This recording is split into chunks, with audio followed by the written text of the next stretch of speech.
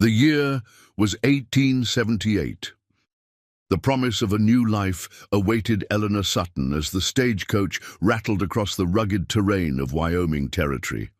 6 weeks of travel had brought her from Boston to this wild frontier, clutching nothing but a letter, a wedding band, and the hope of marrying a man she had never met. But the Wyoming she arrived at was not the one she had been promised.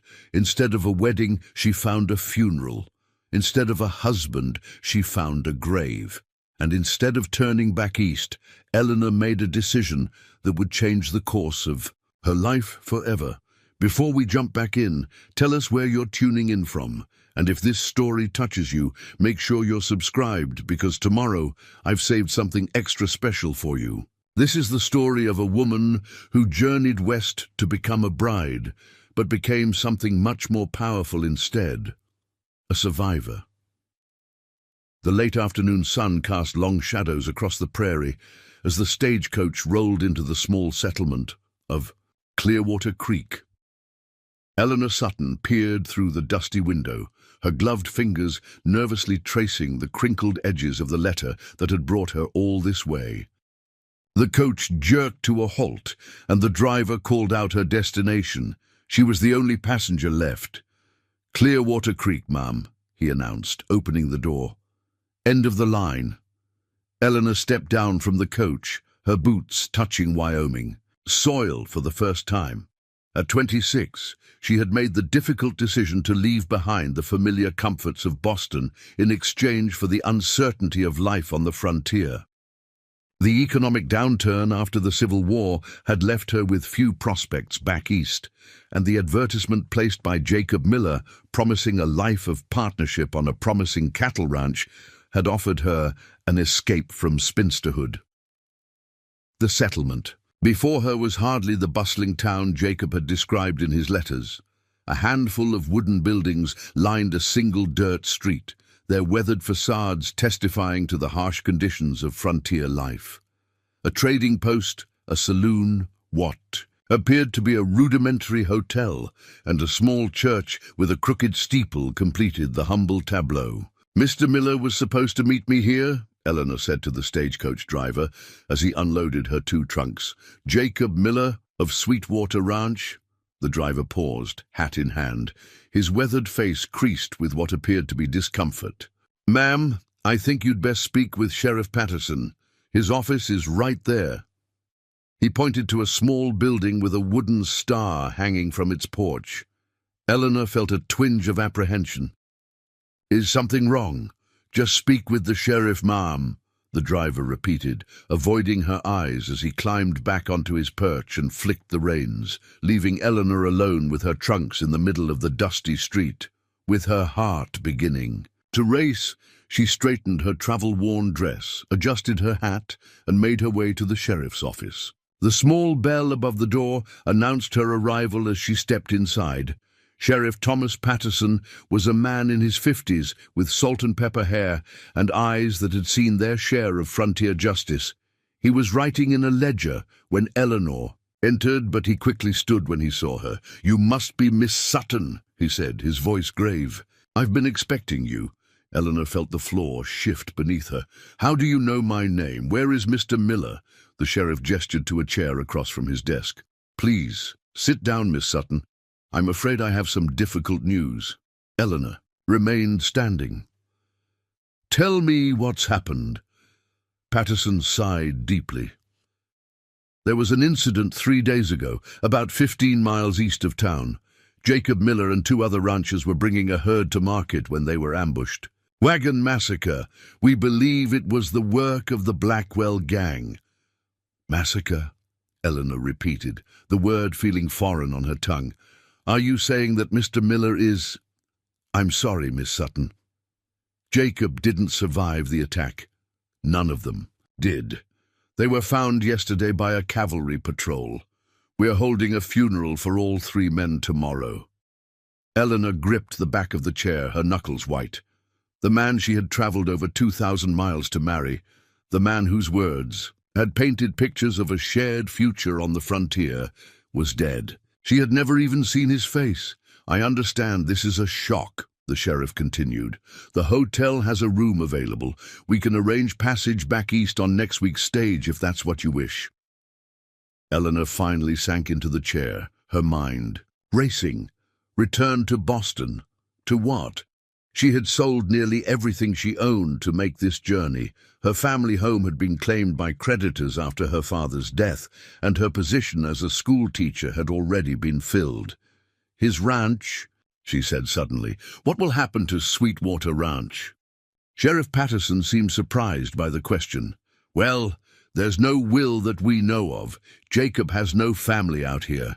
I reckon the bank will eventually claim it for unpaid loans, or maybe one of the bigger outfits will absorb it. But we're to be married," Eleanor said, pulling Jacob's letter from her reticule. "He sent it to me. Surely that counts for something."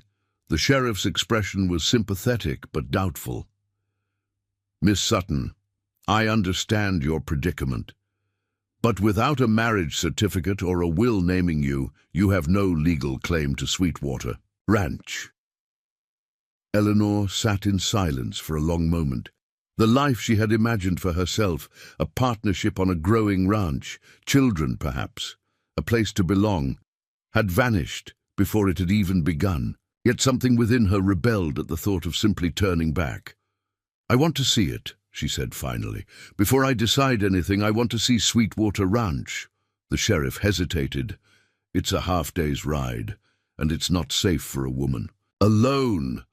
"Then I'll need an escort," Eleanor replied firmly. "After the funeral tomorrow, I'd like to visit the property that was to be my home." Sheriff Patterson studied her for a moment, then nodded. "I can take you out there the day after tomorrow. But, Miss Sutton, I want to be clear.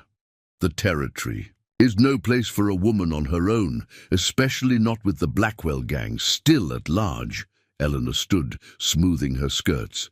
"Thank you for your concern, Sheriff. Now, if you could direct me to the hotel, I'd like to rest. It's been a long journey." As Eleanor settled into her sparse hotel room that evening, she unfolded Jacob's letters and read them again by lamplight. His handwriting was neat and deliberate, his words painting a picture of Sweetwater Ranch, with its fertile grazing land, Clear Creek, and the small but sturdy cabin he had built with his own hands. He had written of his dreams for expanding the herd, of the communities forming as more settlers arrived, and of his desire for a partner with whom to share his life. "I am not looking for a housekeeper or a cook," he had written, "but for a woman of intelligence and fortitude who can stand beside me as we build something lasting in this new country." Eleanor had responded to his advertisement because those words had spoken to something deep within her, a yearning for purpose and partnership that transcended the limited roles available to women back east. Now Jacob was gone, but the land remained. The opportunity remained. The next morning, Eleanor attended the funeral for Jacob Miller and the 2 other ranchers who had died in the ambush. The entire settlement turned out, forming a somber procession to the small cemetery on the hill overlooking Clearwater Creek. Eleanor stood apart from the others, a stranger mourning a man she had never met, yet feeling the weight of what might have been. Pastor Williams spoke of the men's courage in carving out lives in the wilderness, of the risks they had taken to build something meaningful. As Eleanor listened, she studied the faces of the townsfolk, weathered men and sturdy women who had also chosen this difficult life. She noticed one woman in particular, somewhere in her 30s, who stood with quiet dignity beside 3 young children. After the service, this woman approached Eleanor. "You must be Jacob's intended," she said. "I'm Sarah Donovan. My husband, Michael, was one of the men who died alongside Jacob." "Eleanor Sutton," she replied, taking Sarah's offered hand. "I'm sorry for your loss, Mrs. Donovan." Sarah nodded, her eyes reflecting both grief and steely resolve.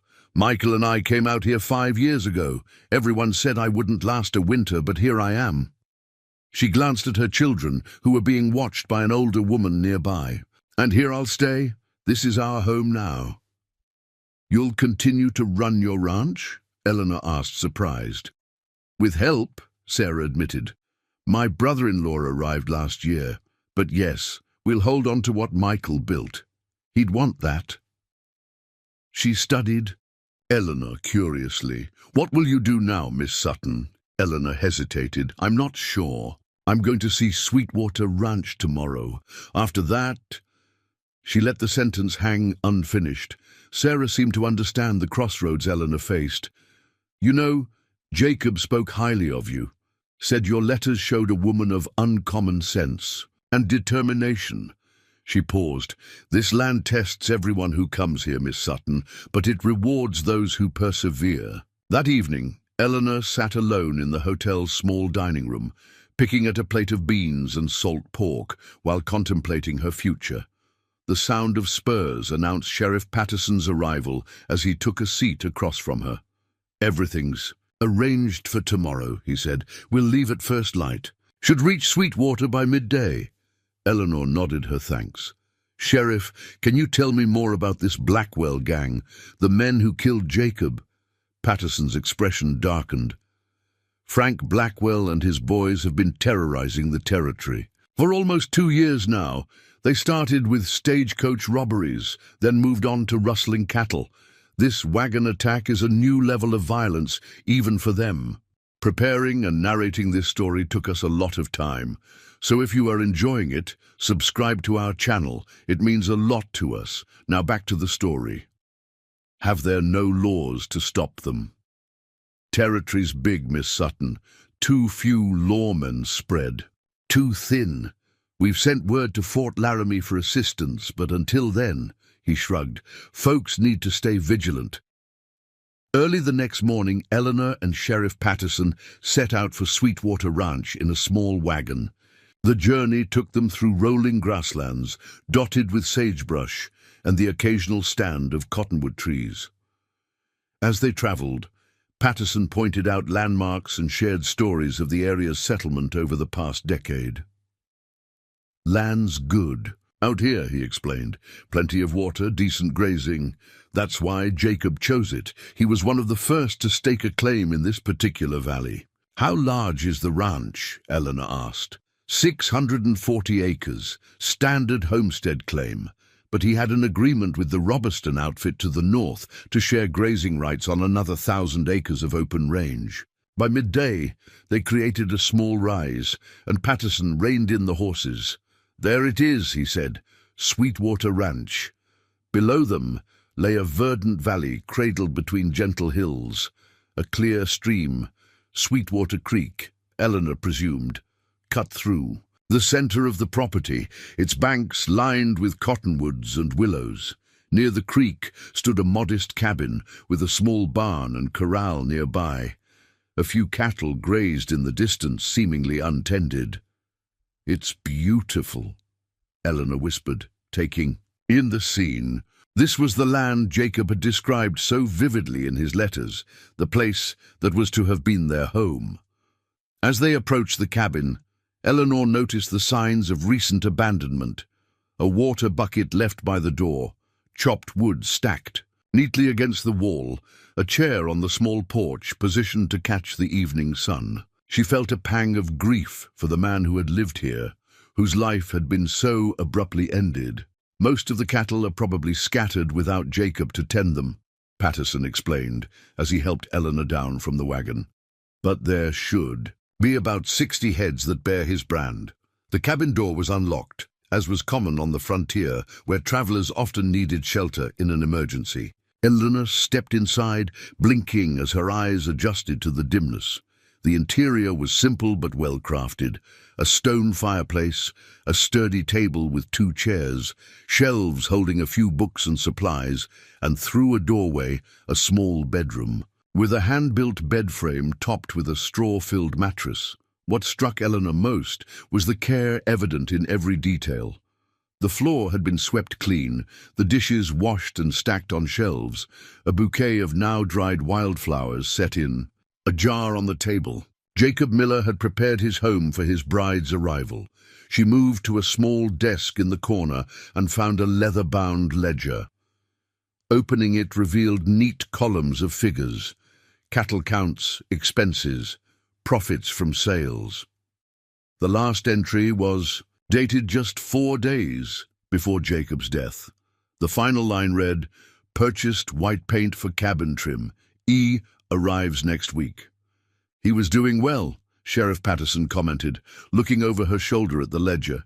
"Not rich, but making steady progress." Another few years, and this could have been one of the more prosperous small spreads in the area.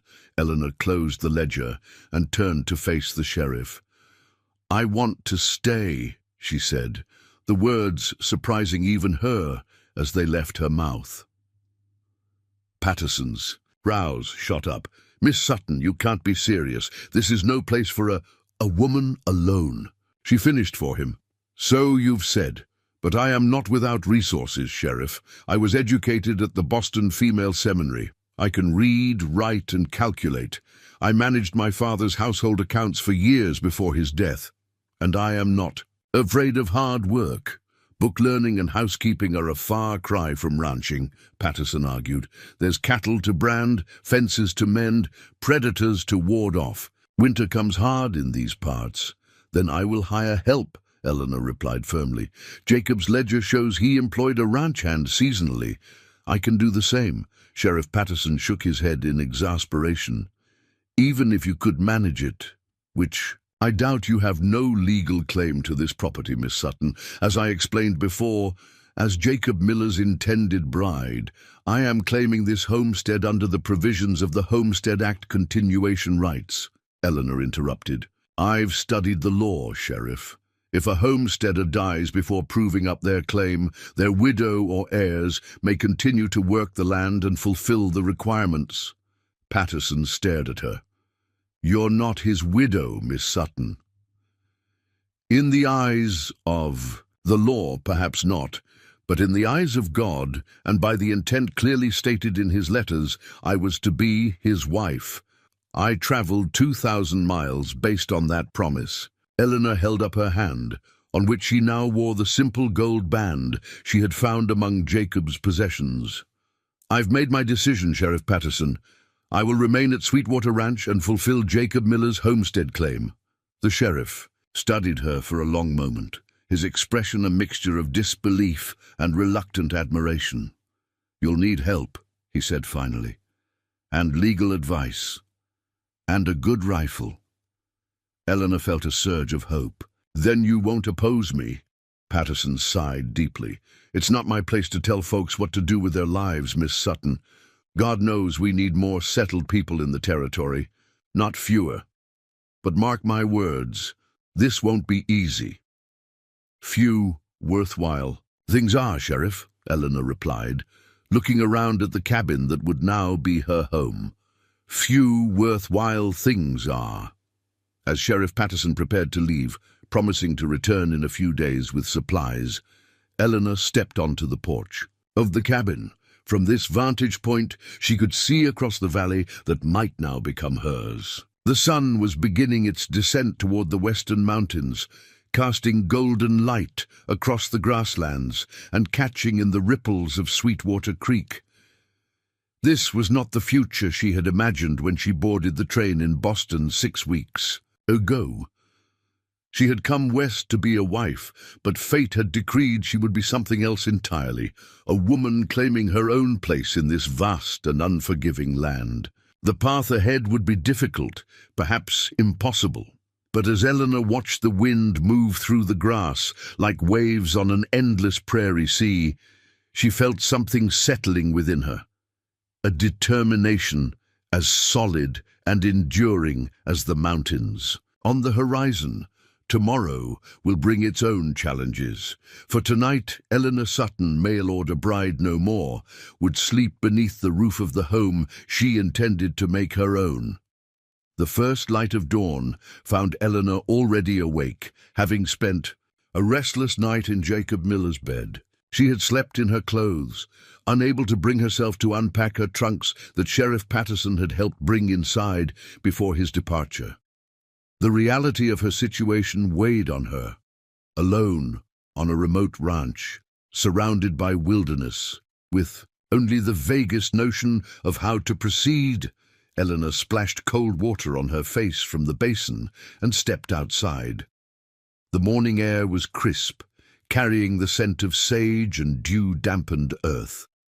A chorus of birds called from the cottonwoods. Along the creek, in the corral, Jacob's horse, a sturdy chestnut gelding, nickered softly at the sight of her. "I suppose you're hungry," Eleanor said, approaching the fence cautiously. The horse trotted over, its eyes curious but not unfriendly. She had ridden in Boston's parks occasionally, but had never cared for a horse herself. Finding the feed bin in the small stable took only moments. She awkwardly measured out what seemed a reasonable portion and filled the water trough from the nearby pump. The gelding, whose name, according to a bridle hanging on the wall, was Rusty, seemed satisfied with her efforts. Eleanor returned to the cabin and surveyed the pantry. Jacob had stocked it well: sacks of beans and flour, jars of preserved fruits and vegetables, coffee, sugar, and salted meat. She would not starve immediately, at least. After a simple breakfast of coffee and biscuits she found wrapped in a cloth, Eleanor took stock of her situation. According to the ledger, Jacob employed a young man named Daniel Tucker during the busier seasons. His usual arrival date was noted as early May, just 2 weeks away. If she could manage until then, she might convince Daniel to stay on under her employment. Eleanor spent the morning exploring the immediate surroundings of the cabin. She found the well-tended vegetable garden Jacob had mentioned in his letters, now showing the first green shoots of spring plantings. The barn contained a small wagon, tools, tack for the horses, and various implements whose purposes she could only guess at. Against one wall stood a rifle and shotgun, along with boxes of ammunition. By midday, Eleanor had compiled a list of immediate concerns. She needed to learn to ride properly if she was to manage the ranch. She needed to account for all the cattle and ensure they remained on Sweetwater land. And she needed to establish her legal claim to the property before someone else tried to seize it. The sound of approaching hoofbeats interrupted her planning. Eleanor quickly retrieved the shotgun from the barn, awkwardly checking that it was loaded as she had seen men do. She stood on the porch, the weapon held stiffly in her hands, as 2 riders approached from the northern ridge. As they drew closer, Eleanor could make out a man and woman, both dressed in the practical clothing of ranchers. The woman, noticing Eleanor's defensive posture, raised a hand in greeting. "Hello there. We're neighbors, the Robertsons. Don't shoot." Eleanor lowered the shotgun slightly but maintained her vigilance. "Please state your business." The riders halted a respectful distance from the cabin.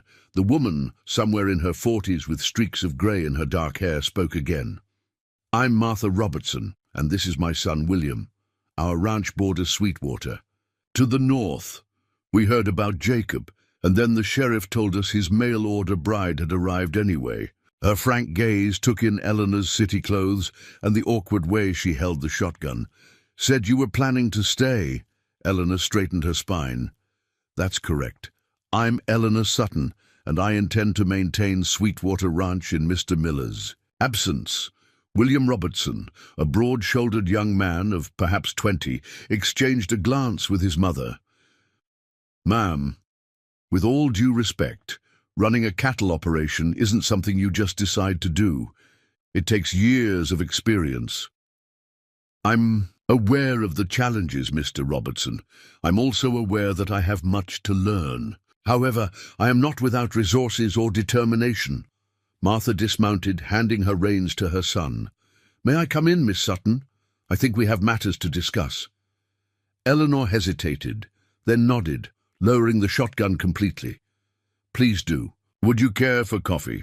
Inside the cabin, Martha Robertson settled at the table while Eleanor busied herself with the coffee pot. William remained outside, tending to the horses. "Jacob was a good neighbor," Martha said, removing her gloves. "He and my late husband had an arrangement, shared grazing rights on the upper meadow and mutual assistance during roundup and branding." "Yes, I found mention of the agreement in his ledger," Eleanor replied, setting 2 cups on the table. Martha studied her thoughtfully. Sheriff Patterson says you're claiming continuation rights on the homestead. That won't be easy to prove without a marriage certificate. Nevertheless, it is my intention to try. Even if you succeed legally, Miss Sutton, this life—" Martha gestured toward the window, encompassing the wilderness beyond. "It breaks many men, let alone women on their own. My husband and I came out here 15 years ago with William, just a boy. When Thomas died of pneumonia 4 winters back, I had William to rely on, and even then, we nearly lost everything." Eleanor poured the coffee, considering her response carefully. "Mrs. Robertson, I appreciate your concern, truly, but returning east is not an option for me. I've invested everything in coming here. There are other possibilities. The mercantile owner in Clearwater Creek is a widower, or you could teach at the settlement school that's forming. With respect, I did not travel 2,000 miles to marry the first available man or to teach in a frontier schoolhouse," Eleanor replied firmly. "Jacob Miller and I corresponded for 8 months. He sought a partner, not merely a wife. I believe I can honor that intention by continuing what he started here." Martha sipped her coffee, her weathered face impassive. "And how exactly do you plan to manage 60 heads of cattle, Miss Sutton? Can you ride, brand, shoot straight, mend fences, drive off rustlers and wolves?" "Not yet," Eleanor admitted. "But I can learn. Jacob's ledger mentions a hand he employed seasonally, Daniel Tucker. I hope to retain his services. Daniel's a good worker, but he's just a boy, barely 18, and he won't be enough during the busy seasons." Martha set down her cup. "Miss Sutton, Eleanor, I admire your spirit, but this isn't Boston. Nature doesn't care about determination or good intentions. Out here, a mistake can cost your life." "Then I shall have to avoid mistakes," Eleanor replied. "Mrs. Robertson, I understand I'm asking for a leap of faith, but I am not entirely unprepared. I managed my father's household and his accounts after my mother died. I can learn what I need to know." Martha Robertson studied her for a long moment, then sighed. "Well, you've certainly got grit, I'll give you that." She stood and moved to the window, looking out at her son, who was examining the corral fence. "William and I came to offer help with Jacob's cattle. They've started to scatter since the attack. Without attention, you'll lose half the herd by month's end." "I would be most grateful for your assistance," Eleanor said, relief evident in her voice. "It's not charity," Martha clarified. "It's honoring our agreement with Jacob. But understand this, if you're going to make it here, you need to learn. And quickly. William can show you the basics of riding properly and handling that shotgun, so you don't blow your own foot off." Eleanor felt a spark of hope. "You'll help me then?" "We'll help you get started," Martha corrected. "The rest will be up to you." She turned back from the window. "First thing tomorrow, we'll round up as many of Jacob's cattle as we can find. Be ready at dawn, wearing something practical if you have it. Those city skirts won't last a day on horseback."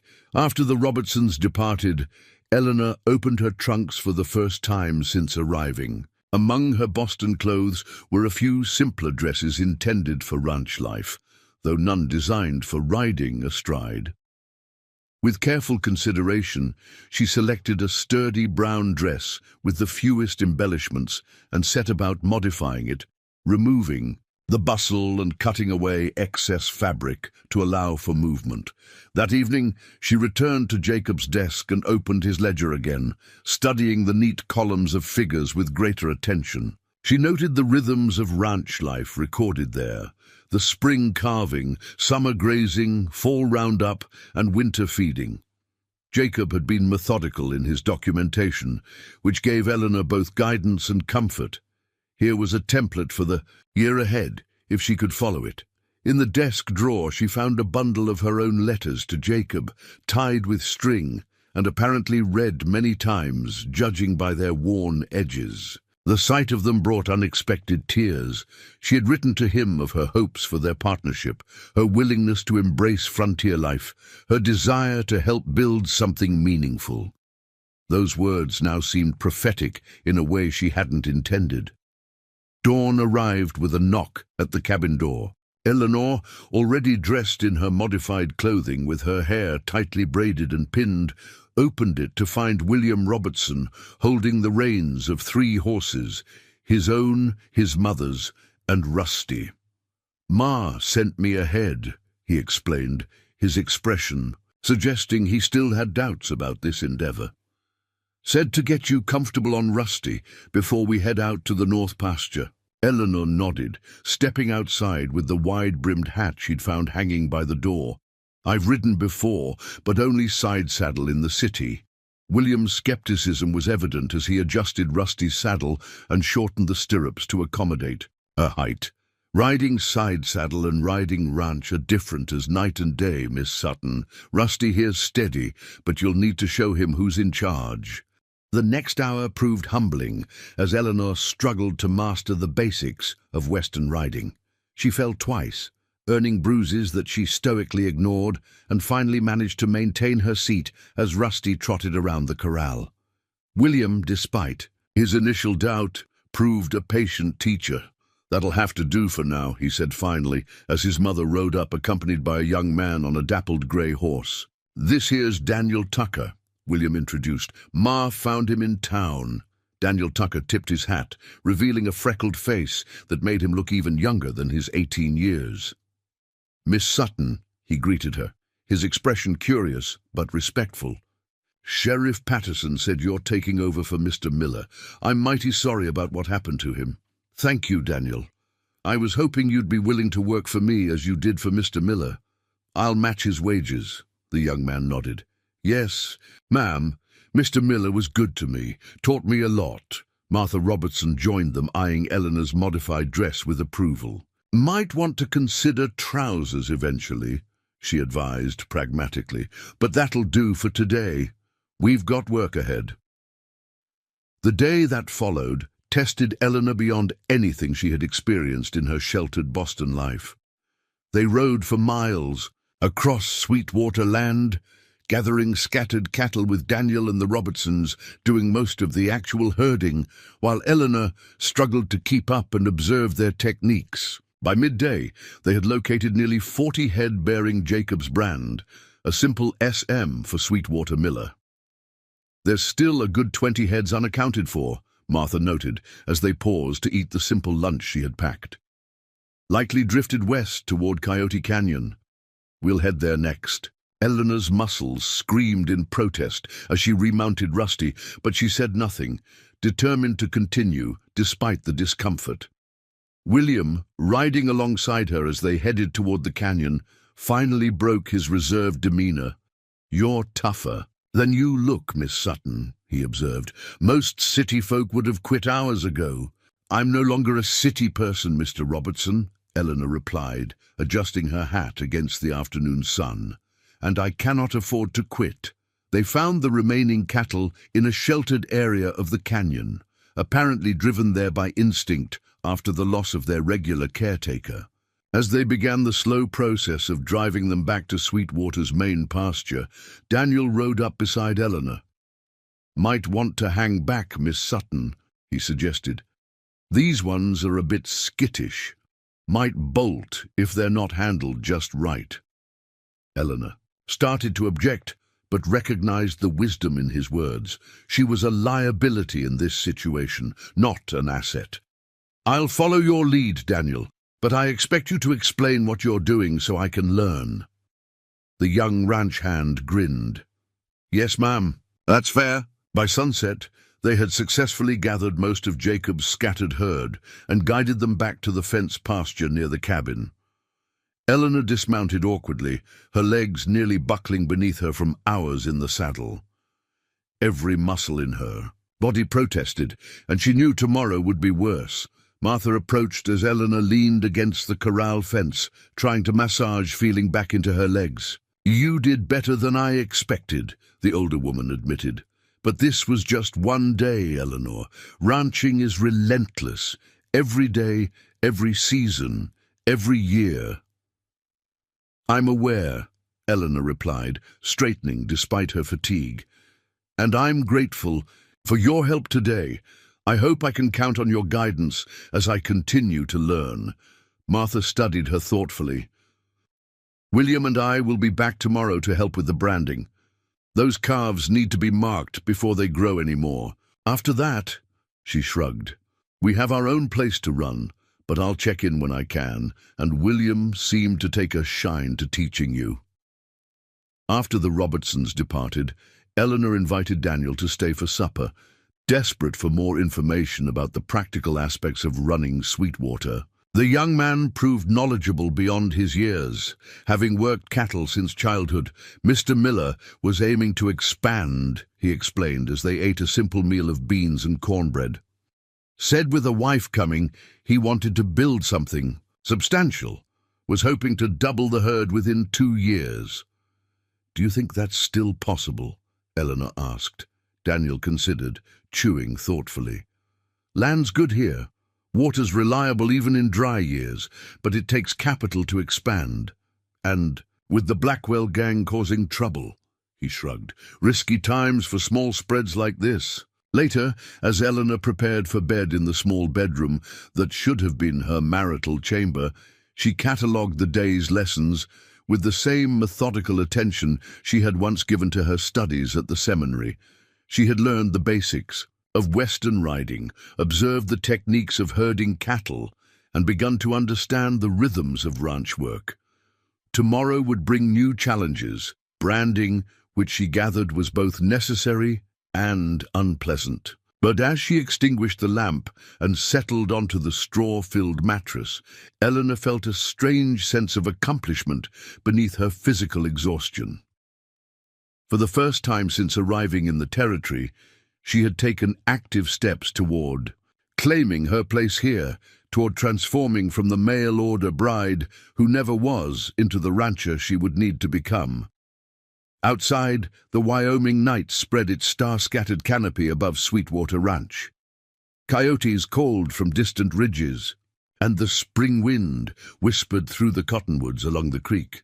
Eleanor Sutton, once of Boston, now of Sweetwater, listened to these unfamiliar sounds and felt, despite everything, that she might be precisely where she belonged. The branding day dawned clear and cool, with a hint of warmth promising in the eastern sky. Eleanor had risen before first light, her body still aching from the previous day's exertions, but her mind sharp with purpose. She had studied Jacob's notes about branding by lamplight late into the night, determined not to appear completely ignorant when the Robertsons arrived.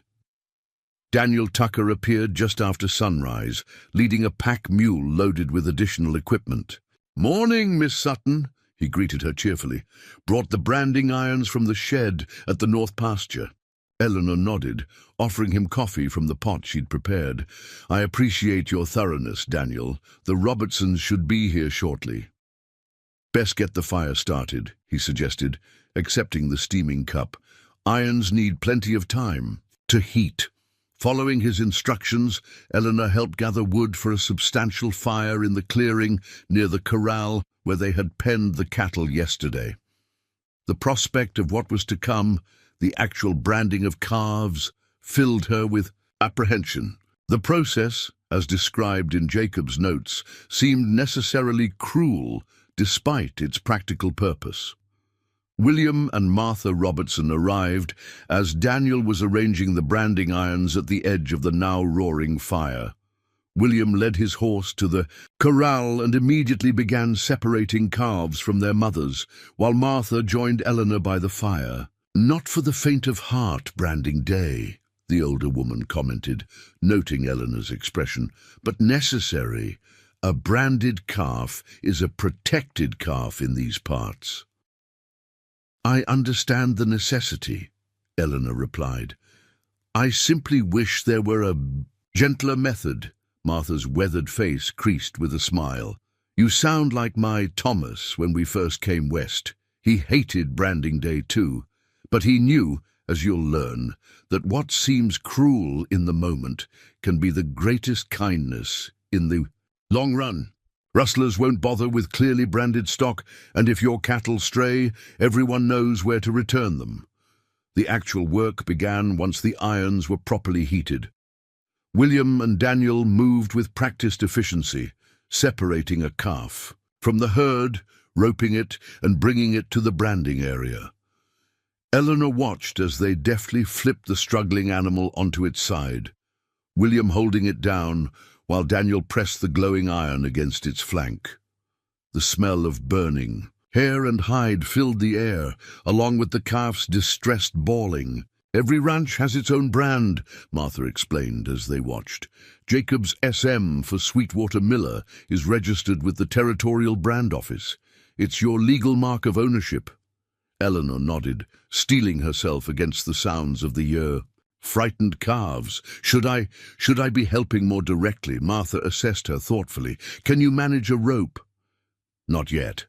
"Then for today, you can help by keeping the fire hot and the irons ready. Next year, God willing, you'll do more." Next year.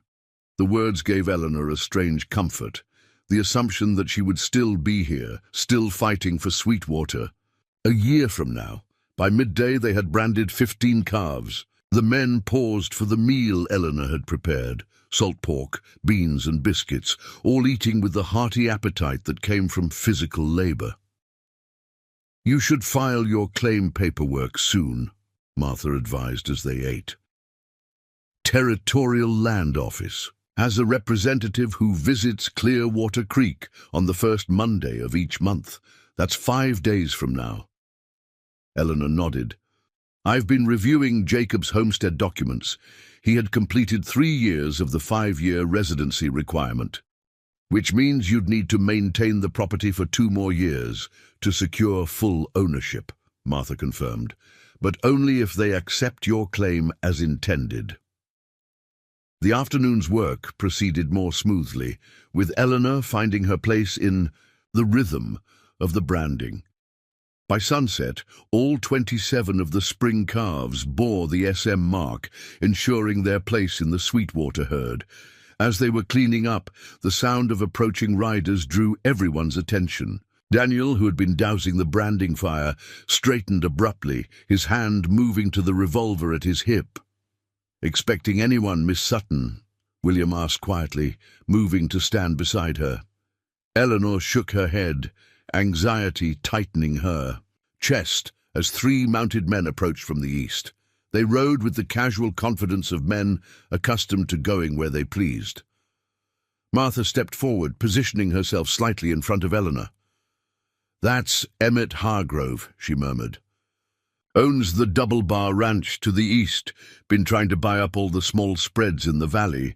The lead rider, a broad-shouldered man in his 50s with silver-streaked hair and a neatly trimmed beard, reined his horse to a stop a respectful distance from the group. His pale eyes took in the scene, the branding fire's embers, the newly marked calves, and finally Eleanor herself, with calculating precision. "Mrs. Robertson," he greeted Martha with a slight tip of his hat. "William, wasn't expecting to find you folks over at Sweetwater today." "Neighborly assistance, Mr. Hargrove," Martha replied coolly. "Something you might not be familiar with." Hargrove's smile didn't reach his eyes. His gaze shifted to Eleanor. "And you must be Miller's mail-order bride. Sheriff Patterson mentioned you'd arrived. My condolences on your loss, Miss Sutton." "Eleanor Sutton," she replied, lifting her chin slightly. "And I thank you for your condolences, Mr. Hargrove." The rancher dismounted with the fluid ease of a lifetime horseman, handing his reins to one of his companions, who remained mounted. Terrible business with the Blackwell gang. Jacob was a good man. Not the most practical, perhaps, but hard-working. "Did you have business with Mr. Miller?" Eleanor asked directly. Hargrove's eyebrows rose slightly at her forthrightness. "As a matter of fact, I did. I made Jacob an offer for this property back in January. He turned me down then, but circumstances have changed." His gaze swept the modest ranch buildings.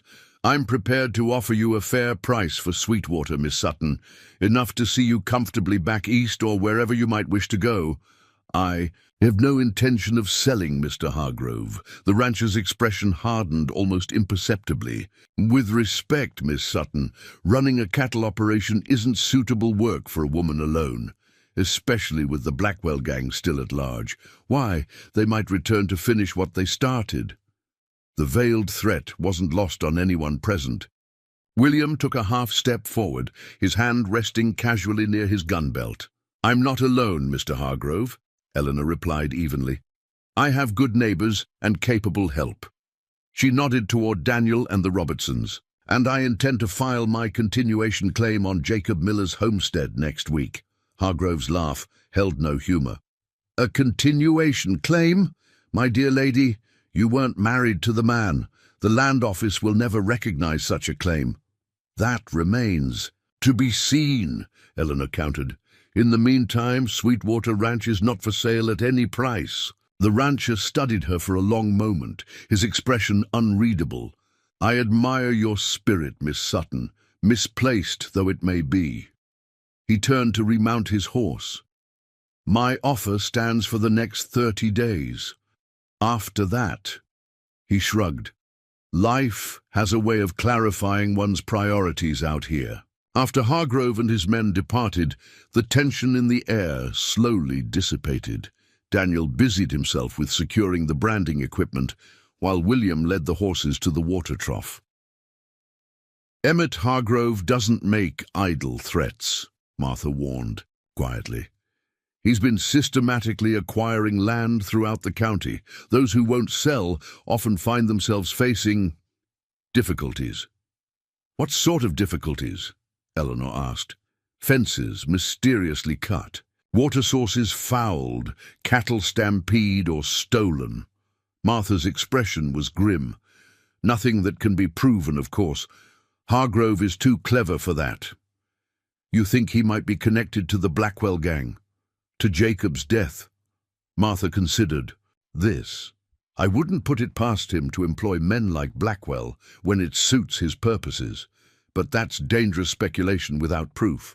That evening, after the Robertsons had departed and Daniel had retired to the small bunkhouse adjacent to the barn, Eleanor sat at Jacob's desk, her mind racing. The day had brought both progress and new concerns. The branding was complete, marking the calves as Sweetwater property. But Hargrove's visit had made clear that her claim to the ranch would be challenged, perhaps violently. She opened the drawer containing Jacob's personal papers and began a more thorough examination than she had previously undertaken. Among the homestead documents and cattle records, she found a folded sheet of paper that caught her attention. It was a half-completed letter in Jacob's neat handwriting, apparently intended for her, but never sent. "My dear Eleanor, by the time you read this, you will have arrived at Sweetwater, and we will have begun our life together. There is something I must confess that I have not mentioned in my previous letters. The situation in the territory has grown increasingly tense. A man named Emmett Hargrove has been pressuring me to sell the ranch to him. His methods have become progressively more threatening. Last month, 2 of my best cattle were shot dead in the north pasture. The sheriff can prove nothing." But the letter ended there, unfinished. Eleanor reread it, a chill settling in her chest. Jacob had been facing threats before his death, threats that now extended to her. If Hargrove was indeed behind the Blackwell gang's actions, then Jacob's death might have been no random act of violence, but a calculated murder. She carefully folded the letter and placed it in her pocket. This might be evidence worth sharing with Sheriff Patterson, though she doubted it would be enough to prompt official action against a man as powerful as Hargrove appeared to be. The next morning, Eleanor woke with a new purpose. If she was to secure her claim to Sweetwater and protect herself against Hargrove's machinations, she needed to establish herself more firmly, both legally and practically. Daniel arrived as she was finishing breakfast, ready for the day's work. "Thought we might ride the fence line today, Miss Sutton," he suggested. "Mr. Miller was particular about maintaining the boundaries." "An excellent idea," Eleanor agreed. "But first, I need to learn to shoot." The young ranch hand's eyebrows rose, in surprise. "Shoot, Mom?" "Yes, Daniel. If I'm to defend this property, I must be able to handle firearms competently." She retrieved the shotgun and rifle from their place in the cabin. "Will you teach me?" Over the next several hours, Eleanor received a crash course in frontier marksmanship. Daniel set up targets, tin cans and bottles, along the corral fence, and patiently instructed her in the handling of both weapons. The shotgun proved easier for her to manage, its spread forgiving her initially poor aim. The rifle required more precision, and by midday her shoulder ached from the recoil, but she had managed to hit her target more often than not. "You're a quick study, Miss Sutton," Daniel commented as they broke for a meal. "Most folks take days to get comfortable with a firearm." "Necessity is a powerful motivator," Eleanor replied, massaging her sore shoulder. "Now tell me about the fence line." They spent the afternoon riding Sweetwater's boundaries, Daniel pointing out the landmarks that delineated the property. The ranch was roughly square in shape, with Sweetwater Creek running diagonally through it from the northwest corner to the southeast. The northern border was shared with the Robertsons' land, the eastern with Hargrove's Double Bar, and the southern and western edges bordered unclaimed territory. Mr. Miller was hoping to expand westward eventually, Daniel explained as they paused on a ridge overlooking a lush valley. Said that valley would be perfect for winter grazing. Eleanor studied the landscape, trying to see it through Jacob's eyes, not just as it was, but as it could be.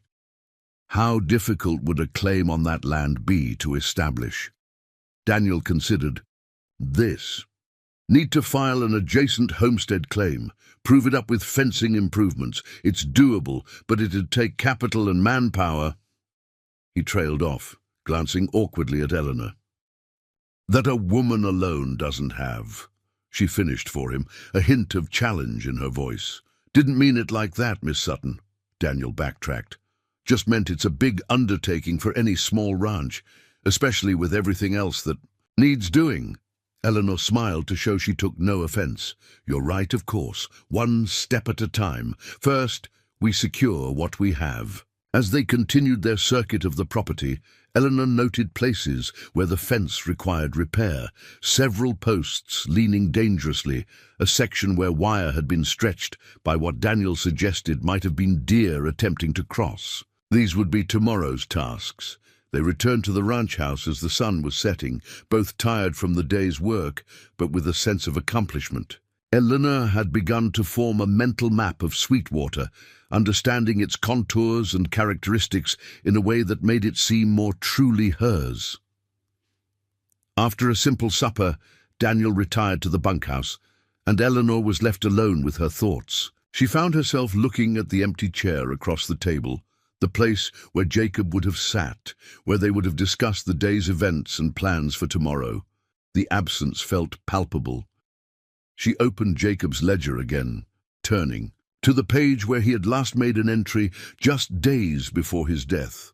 With careful deliberation, she picked up his pen, dipped it in ink, and made her first entry, May 3rd, 1878, branded 27 spring calves with SM mark. Repaired North Corral fence, road property boundaries with D. Tucker. Received unwelcome visit from E. Hargrove, offering to purchase property. Offer declined. The simple act of recording the day's events in the ledger felt significant, a declaration of continuity, of her intention to carry forward what Jacob had begun. She added one more line, "Weather clear, forecast favorable for fence repairs tomorrow." The following days fell into a rhythm of hard work and new learning. Eleanor's muscles gradually adjusted to the physical demands of ranch life. Though each evening still found her exhausted, Daniel proved an invaluable teacher, patiently instructing her in the basics of cattle management, fence repair, and the myriad other skills required to maintain Sweetwater. On Saturday, Martha Robertson rode over alone, bringing a package that aroused Eleanor's curiosity. Thought these might be useful, the older woman explained, unwrapping a bundle to reveal a pair of men's trousers, several work shirts, and a sturdy leather belt. They belonged to my younger son James before he moved to Oregon. You and he are of similar height, though you'll need to take them in some. Eleanor touched the practical garments with appreciation. Her modified dresses had proven increasingly impractical for the work she was undertaking. This is most generous, Martha. I've been considering something of this sort, but wasn't certain how to proceed. Folks will talk, of course, Martha warned, with a wry smile, but they'll talk regardless of what you do. Might as well be comfortable while they're yammering. That evening, Eleanor altered the trousers by lamplight, taking in the waist and shortening the legs to suit her frame. The work reminded her of evenings spent mending her father's clothing after her mother's death, practical skills that now served a new purpose. The following morning, she dressed in her new attire for the first time, trousers, a work shirt with the sleeves rolled up, and sturdy boots. The freedom of movement was immediate and exhilarating. When Daniel arrived, he did a double take at her appearance, but wisely made no comment beyond a nod of approval. Monday brought the visit to Clearwater, Greek, to file her claim paperwork with the Territorial Land Office representative. Eleanor wore her most respectable dress for the occasion, though she travelled to town on horseback rather than in the wagon, having gained enough confidence in her riding to make the journey securely. The Land Office representative, a bespectacled man named Harold Jenkins, received her in the back room of the Clearwater Creek Hotel with poorly concealed skepticism. "A continuation claim," he repeated, examining the papers she had prepared, "based on your status as Mr. Miller's intended bride." His tone made clear his doubt about the validity of such a claim. "Yes, Mr. Jenkins. As you can see, I have included our correspondence documenting the arrangement, as well as testimony from Sheriff Patterson confirming that I arrived for the express purpose of marrying Mr. Miller." Jenkins adjusted his spectacles. "Miss Sutton, while I sympathize with your situation, the Homestead Act typically recognizes continuation rights only for legal widows or blood relatives. The Act states that in the event of a homesteader's death, his widow, or in case of her death, his heirs may continue the claim," Eleanor countered, having memorized the relevant passage. "It does not specify that the widow must have been legally married prior to death, only that she is his widow." "That's a rather creative interpretation, Miss Sutton." "Perhaps, but one worth testing through proper legal channels." She met his gaze steadily. "I am prepared to appeal to the Territorial Land Commissioner if necessary," Jenkins sighed, recognizing a determined adversary. "I will forward your claim to the district office with my notes. The decision will ultimately rest with the Land Commissioner. In the meantime," he hesitated, "in the meantime, you may continue to occupy the property pending official determination." It wasn't the clear victory Eleanor had hoped for, but it was a start. Official acknowledgement of her claim, however. Tentative, as she rode back to Sweetwater that afternoon, she felt a cautious optimism. The legal battle for Jacob's Ranch had begun, and she had taken the first step towards securing her place in this harsh but beautiful land. What she could not know, as she watched the sun setting over the western hills that bordered Sweetwater, was that forces were already gathering against her. Forces more dangerous than skeptical land office representatives or even arrogant neighboring ranchers. In the hidden canyon 20 miles to the south, Frank Blackwell and his gang were planning their next move, one that would bring them directly into conflict with the determined young woman who now called Sweetwater Ranch her home.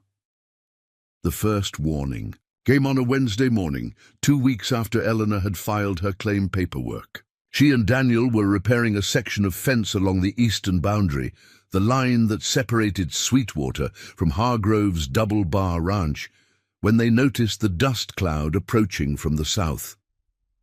"Riders," Daniel said, straightening. From his work. "4.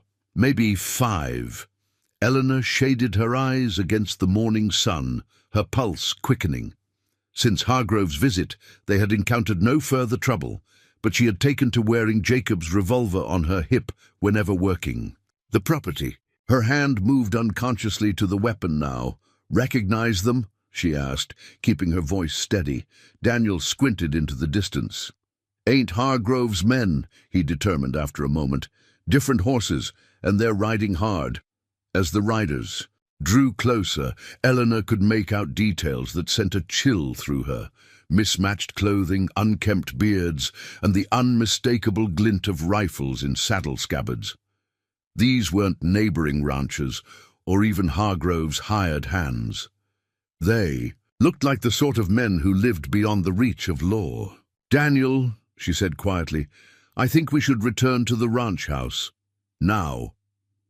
The young man nodded, his freckled face unusually grave as he quickly gathered their tools. They mounted their horses and set off at a rapid trot toward the main buildings of Sweetwater, a mile distant. Eleanor resisted the urge to look back, focusing instead on the path ahead and the growing sense of danger. They had covered half the distance when the sound of hoofbeats behind them confirmed her fears. The riders had changed course to follow. Them. Daniel glanced over his shoulder, his expression hardening.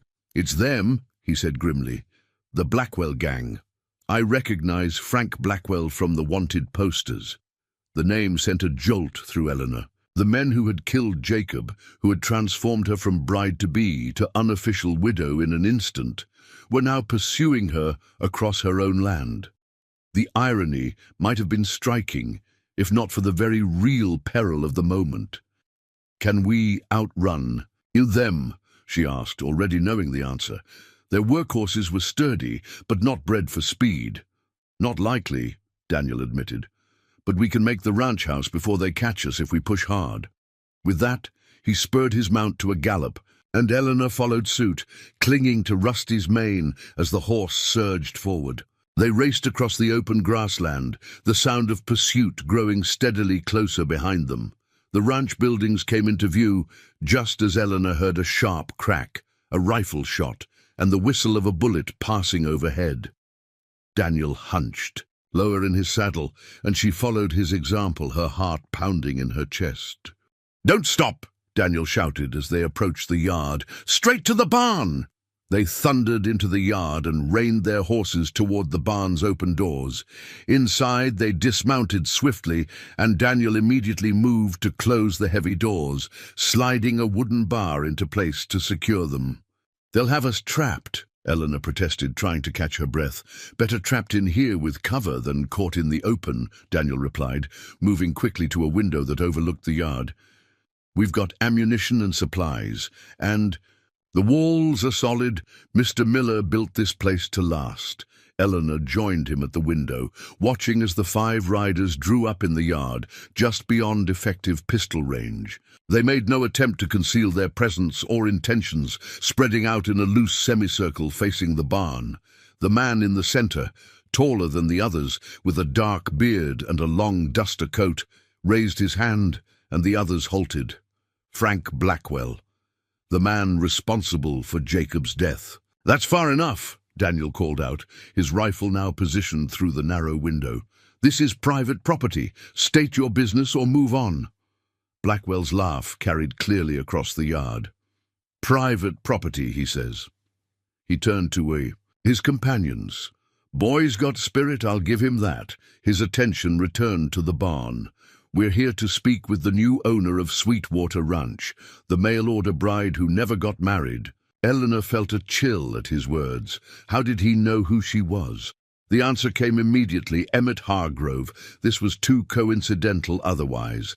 "I am Eleanor Sutton," she called out, keeping her voice level despite her fear. "What do you want?" "With me, Mr. Blackwell." The outlaw's eyebrows rose slightly at her directness. "Well now, the lady knows my name. I'm flattered." His expression hardened. "What I want is simple, Miss Sutton. This territory ain't hospitable to women trying to run ranches on their own. You've had your adventure out west. Time to sell to someone who can properly manage this land and head back east where you belong. And I suppose you have a buyer in mind, Eleanor replied, confirming her suspicion. Blackwell spread his hands in a gesture of mock innocence. I'm just delivering a friendly message. What you do with it is your affair. But I should mention, your predecessor didn't heed friendly warnings. Ended badly for him. The casual admission of Jacob's murder, delivered with such callous indifference, ignited something in Eleanor that momentarily overcame her fear. Are you confessing to the murder of Jacob Miller, Mr. Blackwell? Murder's such an ugly word, Miss Sutton. I prefer to think of it as market correction. His smile vanished. Now here's how this will proceed. You have 1 week to accept Hargrove's offer and clear out. After that, he shrugged. Well, ranching accidents happen all the time out here. Tragic, really. With that, he wheeled his horse around. His men followed suit, and within moments they had ridden away, heading east toward Hargrove's property. The implication couldn't have been clearer. Eleanor and Daniel remained in the barn until they were certain the gang had truly departed. As they finally emerged into the sunlight, Eleanor found her hands were shaking, not just with fear, but with rage. Jacob had been murdered not by random outlaws, but as part of a calculated scheme to seize his land. We need to tell Sheriff Patterson, Daniel said, leading the horses out of the barn. This is proof that Blackwell killed Mr. Miller and that Hargrove is behind it all. Eleanor shook her head, though she shared his outrage. It's our word against theirs, Daniel. 2 witnesses against a wealthy rancher with connections throughout the territory. We need more than accusations. So what do? Just wait for them to come back and kill us too? It was a fair question, one that Eleanor had been asking herself. Since the moment she understood the true nature of Jacob's death, the logical course would be to accept Hargrove's offer, to take what money she could get and return to Boston or try her luck elsewhere. In the West, it would certainly be the safer choice, but as she looked around at Sweetwater Ranch, at the land Jacob had loved enough to die for, at the future they were meant to build together, she knew she couldn't simply surrender it to the man who had orchestrated his murder. We fight, she said finally, but we need allies. Her first step was to ride to the Robertson Ranch that afternoon, accompanied by Daniel. Martha and William listened gravely as Eleanor recounted the confrontation with Blackwell and his explicit threats. Can't say I'm surprised, Martha said, when Eleanor had finished. Hargrove's been using intimidation tactics for years, but outright murder and employing known outlaws, that's a new level even for him. The problem is proving it, William added. Blackwell and his gang won't testify against Hargrove, and the man himself is too careful to leave evidence. Then we need to create the evidence, Eleanor replied, an idea forming, or rather lure them into creating it themselves. Her plan, outlined over Martha's kitchen table, was audacious and not without risk. They would spread word in Clearwater Creek that Eleanor had received a substantial advance on her inheritance from a wealthy uncle back east, money that would allow her to expand Sweetwater Ranch rather than sell it. The rumor, properly placed, would certainly reach Hargrove's ears. He won't risk letting you establish yourself more firmly, Martha predicted. He'll send Blackwell to intimidate you again, or worse. Exactly, Eleanor agreed, but this time we'll be prepared. Sheriff Patterson and his deputy will be hidden at Sweetwater, ready to witness whatever threats or actions Blackwell takes on Hargrove's behalf. William shook his head, concerned. That's assuming Patterson is willing to participate in such a scheme, and that Blackwell doesn't simply shoot first and make threats afterward. It's a risk, Eleanor acknowledged, but I see no alternative beyond surrendering Sweetwater to the man who murdered Jacob. After further discussion, Martha and William reluctantly agreed to help. The following day, Eleanor rode into Clearwater Creek accompanied by William, ostensibly to purchase supplies, but in reality to set their plan in motion. Their first stop, was the sheriff's office, where Eleanor laid out the situation in detail, including Blackwell's explicit threats and the clear connection to Hargrove. Sheriff Patterson listened with increasing concern. "You're certain Blackwell admitted to killing Jacob on Hargrove's orders?" "He didn't name Hargrove directly," Eleanor clarified, "but the implication was unmistakable, especially when he mentioned that I should accept Hargrove's offer before meeting a similar fate." Patterson ran a hand through his greying hair. "It's still not enough for an arrest warrant, Miss Sutton, not against someone like Emmett Hargrove. The territorial judge would laugh me out of his courtroom, which is why we need to catch them." "In the act," Eleanor pressed. "If you and your deputy witness Blackwell threatening me on Hargrove's behalf, or better yet, attempting to carry out those threats, you'll have cause to arrest them both." The sheriff regarded her skeptically. "You're suggesting we use you as bait to catch a notorious outlaw and the most powerful rancher in the county. Do you understand how dangerous that would be? I understand that if we do nothing, I'll either lose Sweetwater or my life, possibly both."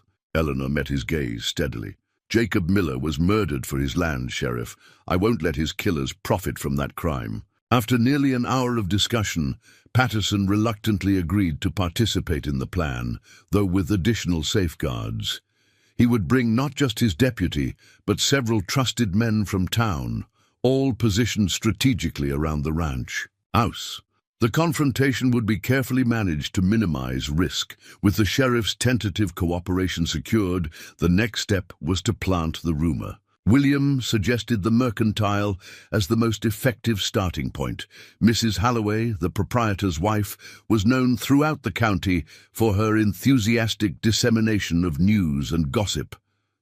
Eleanor made her purchases with deliberate care, selecting items that suggested long-term investment in Sweetwater, fencing tools, seeds for an expanded garden, even paint for the cabin's exterior. When Mrs. Holloway inevitably inquired about these preparations, Eleanor confided the story they had crafted, her uncle's generous financial support, and her plans to expand the ranch operations. "My uncle Bartholomew was quite impressed when he heard I was establishing myself out west," Eleanor explained, loudly enough for the other customers to overhear. "His letter arrived yesterday, along with a bank draft that will allow me to make significant improvements to Sweetwater." Mrs. Holloway's eyes widened with interest. "How wonderful for you, Miss Sutton. And will you be hiring additional help for these improvements?" "Indeed," Eleanor confirmed, embellishing further. "I plan to add at least 2 full-time ranch hands and commission a proper survey for additional water rights.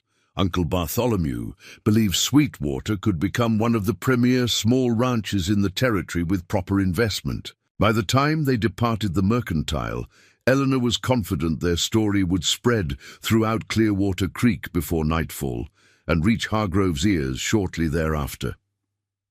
The following 3 days passed in tense preparation.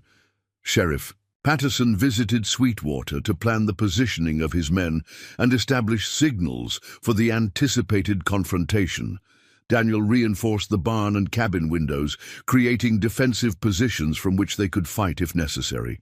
William Robertson brought additional firearms and ammunition from his family's ranch, ensuring that everyone involved would be adequately armed.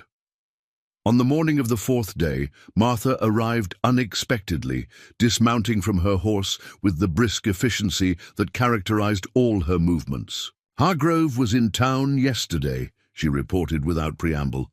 "Spent a good hour with his banker, looking none too pleased when he emerged. Word is he's liquidating some assets quickly, possibly to increase his offer for Sweetwater before." "You can establish yourself too firmly," Eleanor nodded, understanding the implication. "So our rumors have reached him. The question is whether he'll try to intimidate me into selling quickly or move directly to more permanent solutions." Martha's expression was grim. "Based on what happened to Jacob, I wouldn't count on mere intimidation. You should assume Blackwell will come with deadly intent." That afternoon, Sheriff Patterson arrived with his deputy and 3 trusted townsmen, all armed and ready for what might be a dangerous confrontation. They positioned themselves according to the plan. The sheriff and one man in the barn, with good sightlines to the approach road, the deputy and another man in the root cellar attached to the cabin, and the fifth man hidden in a stand of cottonwoods near the creek, where he could observe without being detected. Eleanor, Daniel, and William would remain visible, going about normal ranch activities to maintain the appearance that they were unaware of any impending threat. When Blackwell and his men arrived, they would attempt to draw them into making explicit threats or confessions while the hidden witnesses listened. The wait was excruciating. As sunset approached with no sign of Blackwell or his gang, Eleanor began to fear their plan had failed, that perhaps Hargrove had seen through their deception or chosen a different approach altogether. She was in the garden, harvesting vegetables, for the evening meal, when Daniel appeared at her side, his voice low and urgent. "Riders coming from the east," he murmured. "6 of them. Blackwell and his gang, plus one I don't recognize." Eleanor's heart rate accelerated, but she kept her movements casual, placing another tomato in her basket before straightening. "Is everyone in position?" "Yes. Sheriff Patterson says to let them approach. Try to keep them talking as long as possible." She nodded, brushing dirt from her hands onto her trousers. "Stay close, but not too close. Remember, we need them to incriminate themselves clearly." Daniel moved toward the barn, as if on a routine errand, while Eleanor continued her work in the garden, though every sense was now alert to the approaching danger. She heard the hoofbeats before she saw the riders, a steady rhythm that grew louder until 6 horsemen emerged around the bend in the road, approaching the ranch house with deliberate slowness. Frank Blackwell led the group, his dark duster now, complemented by a red bandana at his throat. Beside him rode a man Eleanor hadn't seen before, older, expensively dressed, with the bearing of someone accustomed to authority. With a jolt of recognition, she realized this must be Emmett Hargrove himself, come to witness the intimidation firsthand. The irony was almost amusing. They had hoped to lure Blackwell into implicating Hargrove, and instead, both men had delivered themselves directly into Sheriff Patterson's trap. Eleanor straightened as the riders entered the yard, setting down her basket and moving to stand before the cabin porch. William emerged from the barn, rifle held casually but visibly in the crook of his arm. Daniel appeared from the direction of the corral, positioning himself where he could intervene if necessary. Blackwell reined his horse to a stop 20 yards from where Eleanor stood, the other riders forming a line beside him. His gaze traveled from Eleanor to William and Daniel, assessing the situation with the cold calculation of a predator. "Miss Sutton," he called out, "I see you've ignored my friendly advice." "I found your advice neither friendly nor particularly compelling, Mr. Blackwell," Eleanor replied, her voice steadier than she felt. "And I see you've brought company this time." Hargrove nudged his horse forward slightly. "I thought it was time we met properly, Miss Sutton. Emmett Hargrove, at your service." His tone made the courtesy sound more like a threat. "I know who you are, Mr. Hargrove," Eleanor replied. "The question is, why are you here with the men who murdered Jacob Miller?" A flash of annoyance crossed Hargrove's features. "I'm here because you seem determined to cling to land you have no legal right to, land that could be put to proper use under experienced management. I've authorized my associate, Mr. Blackwell, to increase my offer for Sweetwater to $3,000. A generous sum, considering your tenuous claim." "Your associate," Eleanor repeated, seizing the opening. "Is that what you call the man you hired to ambush and murder Jacob Miller when he refused to sell to you?" Hargrove's composure slipped. "Further, you're making dangerous accusations, Miss Sutton." "Am I?" Mr. Blackwell made the situation quite clear during his last visit. He admitted to killing Jacob as part of a market correction, I believe was the term. On whose behalf was he correcting the market, I wonder? Blackwell shifted in his saddle, clearly uncomfortable with the direction of the conversation. "You talk too much, woman. The offer's on the table. Take it and leave, or suffer the consequences." The consequences being another tragic ranching accident? Eleanor pressed. Like the one that killed Jacob Miller when he refused to sell to Mr. Hargrove. Exactly like that, Blackwell growled, his patience visibly fraying. You think we won't? That's enough, Hargrove interrupted sharply, his gaze fixed on Eleanor, cold and threatening. Miss Sutton, I came here to offer you a reasonable solution to your predicament. Since you prefer confrontation, let me be clear. You will sign over this property to me by noon tomorrow, or Mr. Blackwell and his associates will ensure that Sweetwater passes to new ownership through more permanent means. I trust I've made myself understood. It was the explicit threat they had been waiting for, witnessed not just by Daniel and William, but by Sheriff Patterson and his men in hiding. Eleanor drew herself up, prepared to signal the sheriff to make his move, when a shot rang out from behind the barn. One of Blackwell's men cried out, clutching his shoulder as he toppled from his horse. In an instant, the yard erupted into chaos. Blackwell drew his revolver, firing wildly toward the barn as he wheeled his horse around. Hargrove spurred his mount toward the road, clearly intent on escaping the ambush. Sheriff Patterson emerged. From the barn, rifle raised. "Hold it right there, Blackwell! You're under arrest!" But the outlaw was already in motion, racing for the cover of the cottonwoods with his remaining men close behind.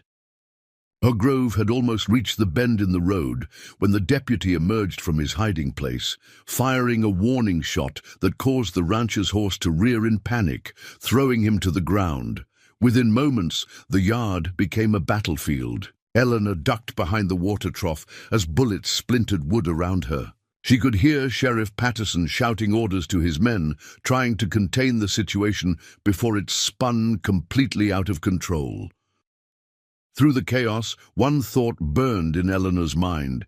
They had succeeded in exposing the conspiracy between Hargrove and Blackwell, but at a terrible cost. What had begun as a carefully planned trap had descended into a violent confrontation with an uncertain outcome.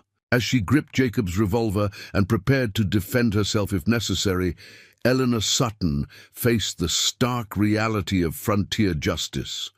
Sometimes the only way to claim what was rightfully yours was to fight for it, whatever the consequences. Might be gunfire echoed across Sweetwater Ranch as the standoff dissolved into open combat. Eleanor remained crouched behind the water trough, Jacob's revolver clutched in her trembling hands. Through gaps in the wooden slats, she could see Sheriff Patterson and his deputy exchanging fire with Blackwell's men, who had taken cover behind the corral fence. Hargrove was pinned down near the road, trapped between the deputy's position and the man stationed in the cottonwoods. The wealthy rancher looked utterly out of his element, his face pale with fear as bullets whizzed overhead. A movement to her left caught Eleanor's attention. Daniel was crawling toward her, keeping low to avoid the gunfire. "Miss Sutton," he called out when he was close enough to be heard over the shooting. "We need to get you inside the cabin. It's too exposed out here." Eleanor nodded, understanding the logic, but reluctant to abandon her position. The water trough offered limited protection, but making a dash for the cabin would mean crossing 15 yards of open ground directly in the line of fire. Before she could respond, William Robertson's voice rang out from the barn. "Blackwell! Your men are surrounded. Throw down your weapons." The outlaw's response was another barrage of gunfire that splintered the barn door. "You think I haven't been in worse spots than this?" Blackwell shouted. "I'm riding out of here, and I'm taking Hargrove with me. Anyone tries to stop us, they're dead." Sheriff Patterson had worked his way to a position behind the woodpile, giving him a clear view of both Blackwell's position and the yard. "That's not happening, Frank. You're wanted for murder and a dozen other crimes.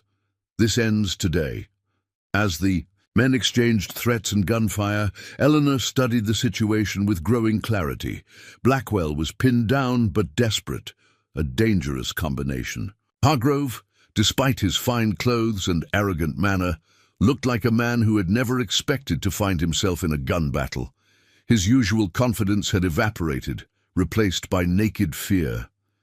Daniel, she whispered, if we can capture Hargrove, Blackwell loses his protection.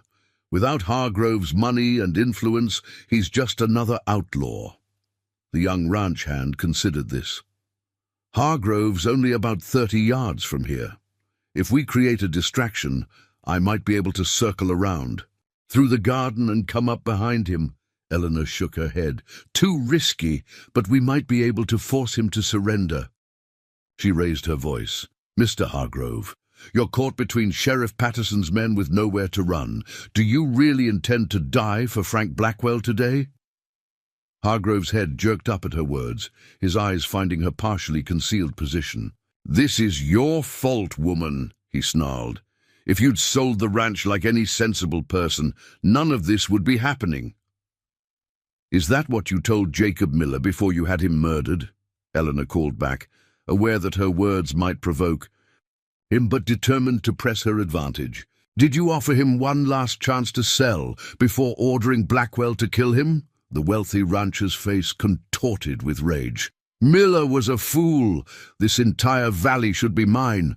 I offered him 3 times what this worthless patch of dirt was worth, and he refused out of sheer stubbornness. His words carried clearly across the yard, a confession spoken in anger but heard by multiple witnesses. Sheriff Patterson seized the moment. Emmett Hargrove, you're under arrest for conspiracy to commit murder and hiring outlaws to commit criminal acts, he announced, rising slightly from his position to make his authority clear. Throw down any weapons and surrender yourself. Hargrove's expression shifted from rage to disbelief as he realized the full implications of his outburst. He had just confessed to orchestrating Jacob Miller's murder in front of the county sheriff and multiple witnesses. For a moment, the gunfire ceased as all parties processed this turning point. Then Blackwell's harsh laugh cut through the silence. You're finished, Hargrove, the outlaw called out. No highfalutin lawyer can talk you out of a public confession to murder. His tone turned menacing. And a man with nothing to lose makes a dangerous enemy. The threat in Blackwell's words was unmistakable. Hargrove had become a liability, one the outlaw couldn't afford to leave alive to testify against him. The wealthy rancher seemed to realize this as well, his face draining of color. Patterson, Hargrove called out, his voice cracking. I surrender to your custody. Protect me from Blackwell, and I'll testify about everything. The arrangement, the money, all of it. Sheriff Patterson signaled to his deputy, who began moving carefully toward Hargrove's position. Throw your gun away from you and keep your hands where I can see them, the sheriff instructed. Hargrove complied, tossing a small derringer into the dust and raising his hands above his head. The deputy reached him moments later, quickly binding his wrists with rope before pulling him toward the relative safety of the cabin. Blackwell watched this development with cold fury. Hargrove, you yellow-bellied coward, he shouted. You think they can protect you from me? I'll find you wherever they hide you. As the deputy hustled Hargrove past the water trough, where Eleanor remained concealed, the rancher's eyes met hers with undisguised hatred. This isn't over, he hissed. You'll never prove any of this in court. My lawyers will save it for the judge, the deputy interrupted, pushing him roughly toward the cabin door. With Hargrove in custody, the dynamics of the standoff shifted. Blackwell and his remaining men, now only 3 with 1 wounded, faced diminishing options. They were outnumbered, outpositioned, and had lost their powerful patron. Blackwell, Sheriff Patterson called out. Your employer just sold you out. Surrender now, and I'll guarantee you a fair trial. The outlaw's response was predictably defiant. Fair trial? We both know what that means. A rope and a short drop. He fired another shot toward the sheriff's position. I'm riding out of here. Patterson, try to stop me and more people will die today. Eleanor, still crouched behind the water trough with Daniel, could see the determination in Blackwell's stance, even from a distance. This was a man who had lived outside the law for so long that surrender was unthinkable. He would rather die, fighting than face justice for his crimes. And yet, there was something else in his manner, a calculating patience that suggested he was waiting for something. Eleanor scanned the surroundings, trying to discern what advantage Blackwell might be anticipating when Daniel grabbed her arm. "The horses," he whispered urgently. "His men are inching toward the corral. They're going to make a break for it." He was right. While Blackwell kept the sheriff's attention with periodic gunfire, his men had been gradually working their way closer to the corral, where several horses, including the gang's own mounts, were penned. If they reached the horses, they could create enough chaos to cover their escape. "We need to stop them," Eleanor said, gripping her revolver with renewed determination. "If Blackwell escapes, he'll come back. For Hargrove, for the sheriff, for us. This has to end here." Daniel nodded grimly. "I can reach the barn through the garden without being seen. From there, I can cover the corral, keep them from the horses." "I'll distract Blackwell," Eleanor decided, formulating a plan that was either brave or foolhardy, perhaps both. "When I give the signal, move quickly. And Daniel—" She met his eyes. "Be careful."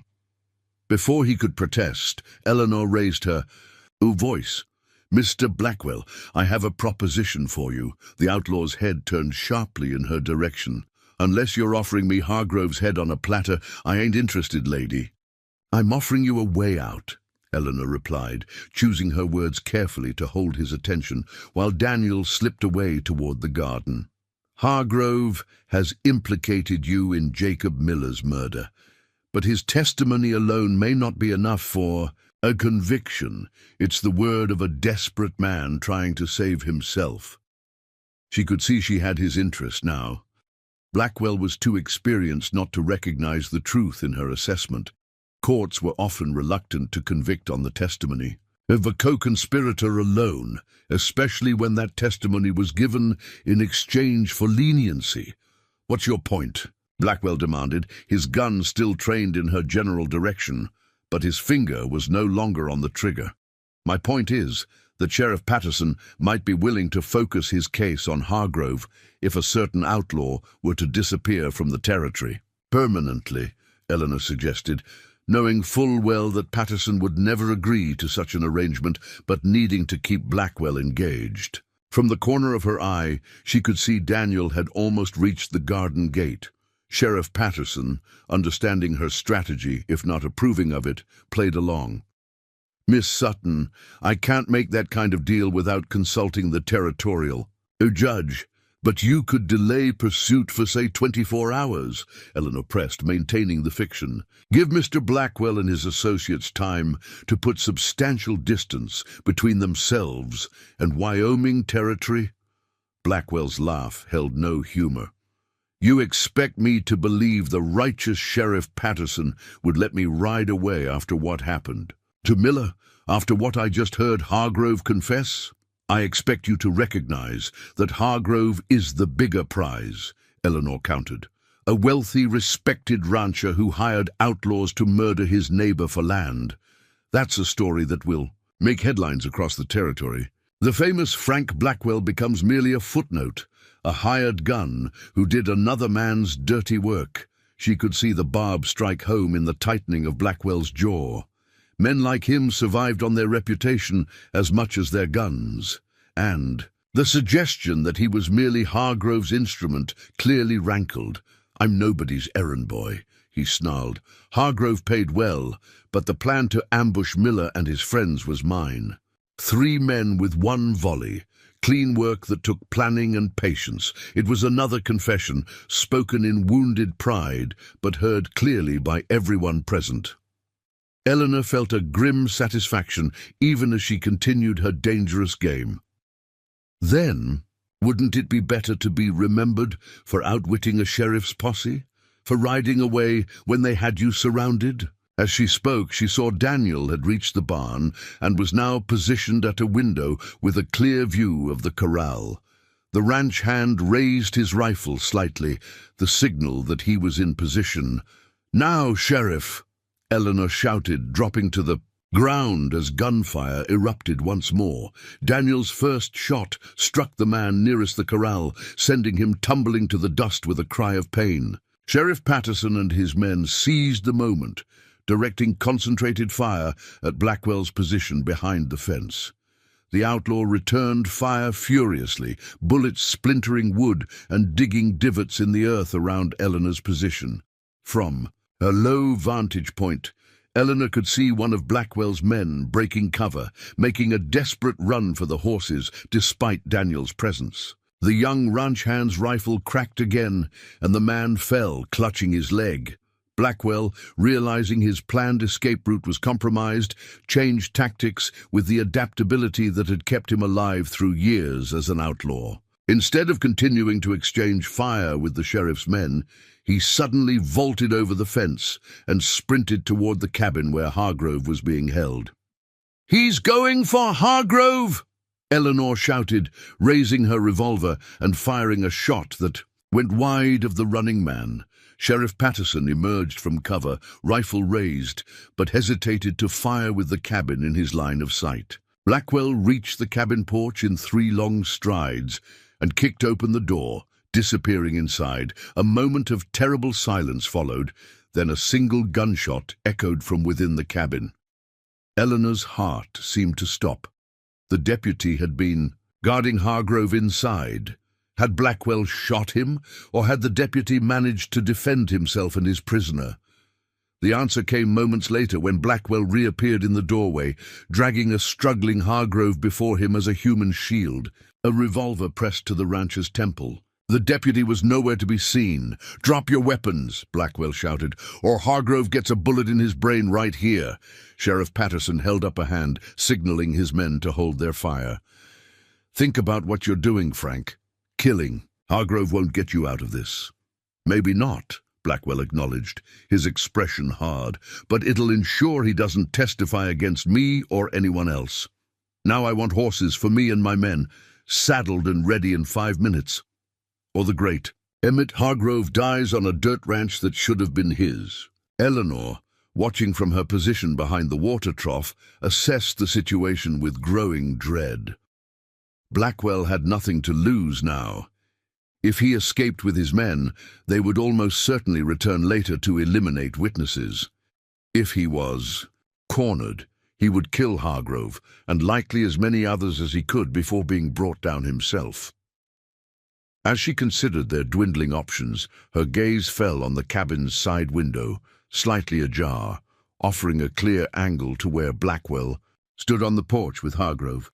The outlaw's attention was fixed on Sheriff Patterson and the men in the yard, his back partially turned to that window. Without giving herself time to reconsider, Eleanor began crawling backward, using the garden beds as cover until she reached the side of the cabin unobserved. The voices from the front yard continued, Blackwell making demands, Patterson trying to negotiate, Hargrove pleading for his life in increasingly desperate tones. Eleanor moved silently to the side window, raising herself just enough to peer inside. The cabin's interior was dim after the bright sunlight outside, but she could make out a figure slumped against the far wall. The deputy, apparently wounded but still conscious, his hand pressed to his bleeding shoulder. Their eyes met, and the deputy gave an almost imperceptible nod. He understood what she was attempting and would not interfere. Eleanor drew Jacob's revolver, checking that all chambers were loaded before carefully positioning herself at the window. From this angle, she had a clear shot at Blackwell's exposed side. If she didn't miss, if her hands didn't shake, if she could bring herself to pull the trigger. Eleanor had never shot a man before. She had been raised in genteel Boston society, where ladies employed proper channels, law enforcement, courts, social pressure, to address injustices. But Jacob Miller had employed those proper channels too, and he had ended up dead in a wagon massacre, his killers unpunished until now. She thought of the life she had journeyed west to build, the partnership with a man who had wanted not just a wife but an equal, the promising ranch they were to develop together, the future that had been violently stolen before it could begin. She thought of Martha Robertson's words that first day. "This land tests everyone who comes here, but it rewards those who persevere." Outside, Blackwell's patience was wearing thin. 2 minutes, Patterson. Then Hargrove dies, and we start on. "The rest of you," Eleanor steadied her breathing, raised the revolver with both hands, and aimed carefully at the spot where Blackwell's heart would be. Jacob's revolver, the weapon he had carried for protection in this untamed land, felt suddenly right in her hands, as if completing a circle of justice. "For Jacob," she whispered, and pulled the trigger. The gunshot seemed impossibly loud in the confined space of the cabin. Through the window, Eleanor saw Blackwell jerk violently, his grip on Hargrove loosening as he staggered backward. The outlaw's expression registered shock before he crumpled to the porch floor, his revolver clattering harmlessly beside him. Hargrove, suddenly free, stumbled forward into the yard where Sheriff Patterson's men quickly secured him once more.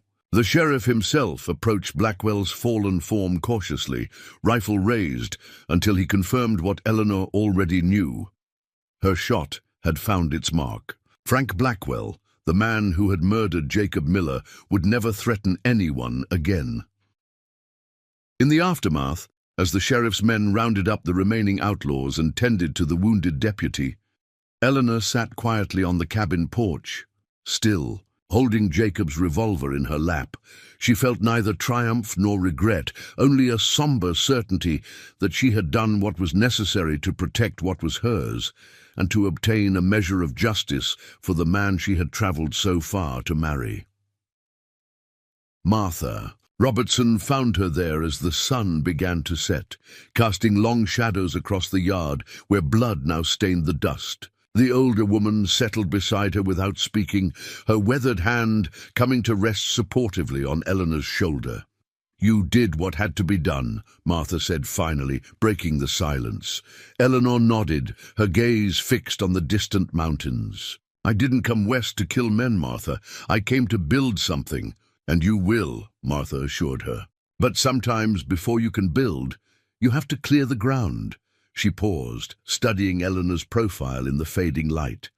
"The question is, are you still determined to make Sweetwater your home after all this?" Eleanor considered the question seriously. The day's events had changed her, had revealed a strength and resolve she hadn't known she possessed, but had also shown her the harsh realities of frontier justice. Could she truly build a life in a place where such violence might always be just over the horizon?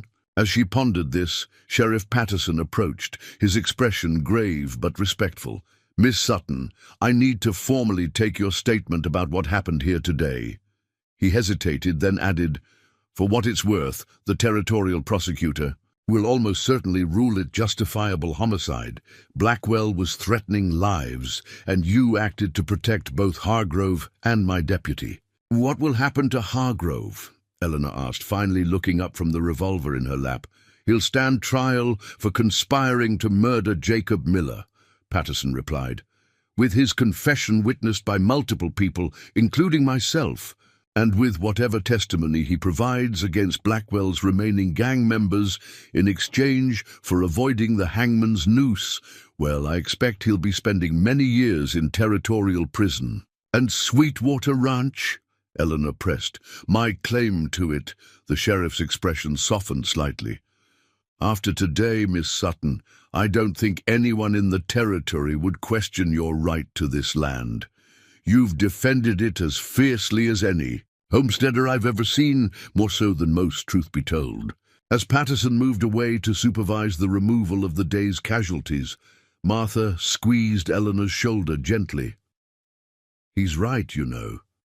This land is yours now, in a way that no land office paperwork could ever make it. You've claimed it with courage and blood, the same way every inch of this territory has been claimed since the first settlers arrived." Eleanor finally holstered the revolver, her decision made. Then I'll stay and build what Jacob and I planned together, a prosperous ranch, a respectable home, a place that honors his memory and the future we might have shared.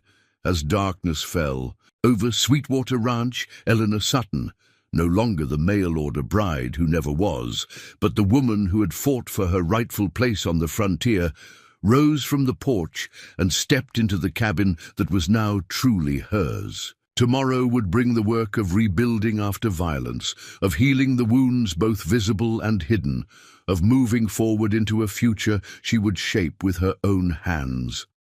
The land had tested her, as Martha had predicted that first day, and Eleanor had proven herself worthy of the legacy she had inherited, not just Jacob Miller's ranch, but the spirit of determination and resilience that defined the American frontier.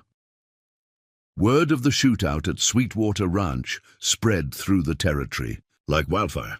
By the time Eleanor rode into Clearwater Creek the following week, the story had grown to near mythic proportions, embellished with each telling until she had single-handedly defeated Blackwell's entire gang while simultaneously exposing Emmett, Hargrove's murderous conspiracy.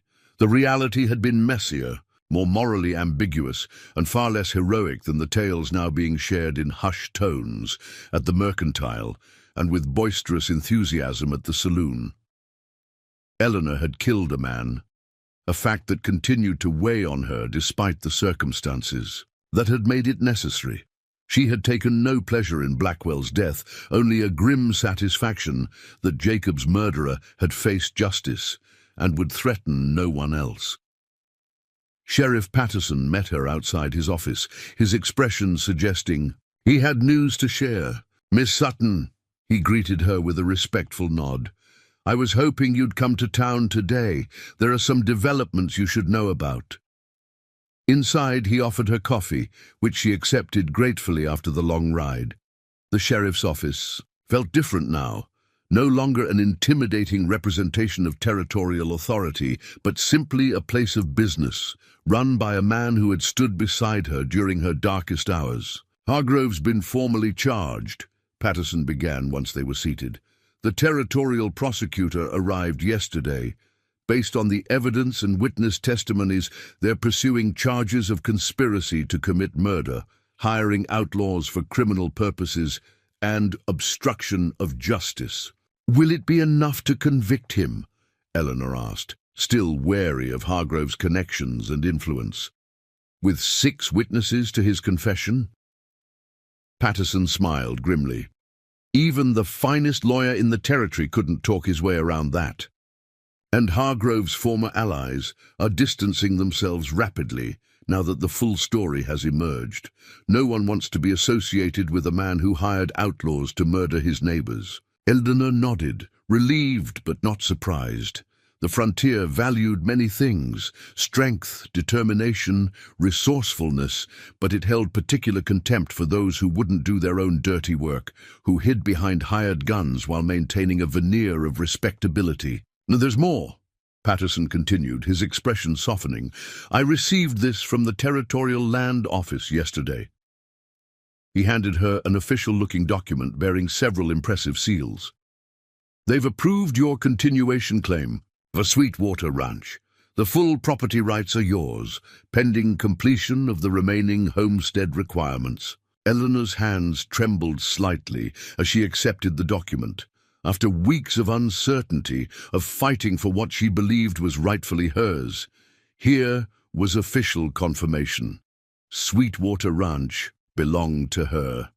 She had 2 more years to prove up the claim by making the improvements required under the Homestead Act, but the land itself was secure. "Thank you, Sheriff," she said quietly, carefully folding the document and placing it in her handbag. "Don't thank me," he replied with unexpected candor. "When you first arrived and announced your intention to take over Miller's ranch, I thought you were either naive or delusional. Most city women would have been on the first stage back east after what you've endured." He shook his head, genuine respect in his eyes. "You've earned that land, Miss Sutton, in ways the Homestead Act never anticipated." As Eleanor left the sheriff's office, she felt a subtle shift in how the townspeople regarded her. There were respectful nods from men who had previously dismissed her and curious, evaluating glances from women who had initially viewed her with pity or skepticism.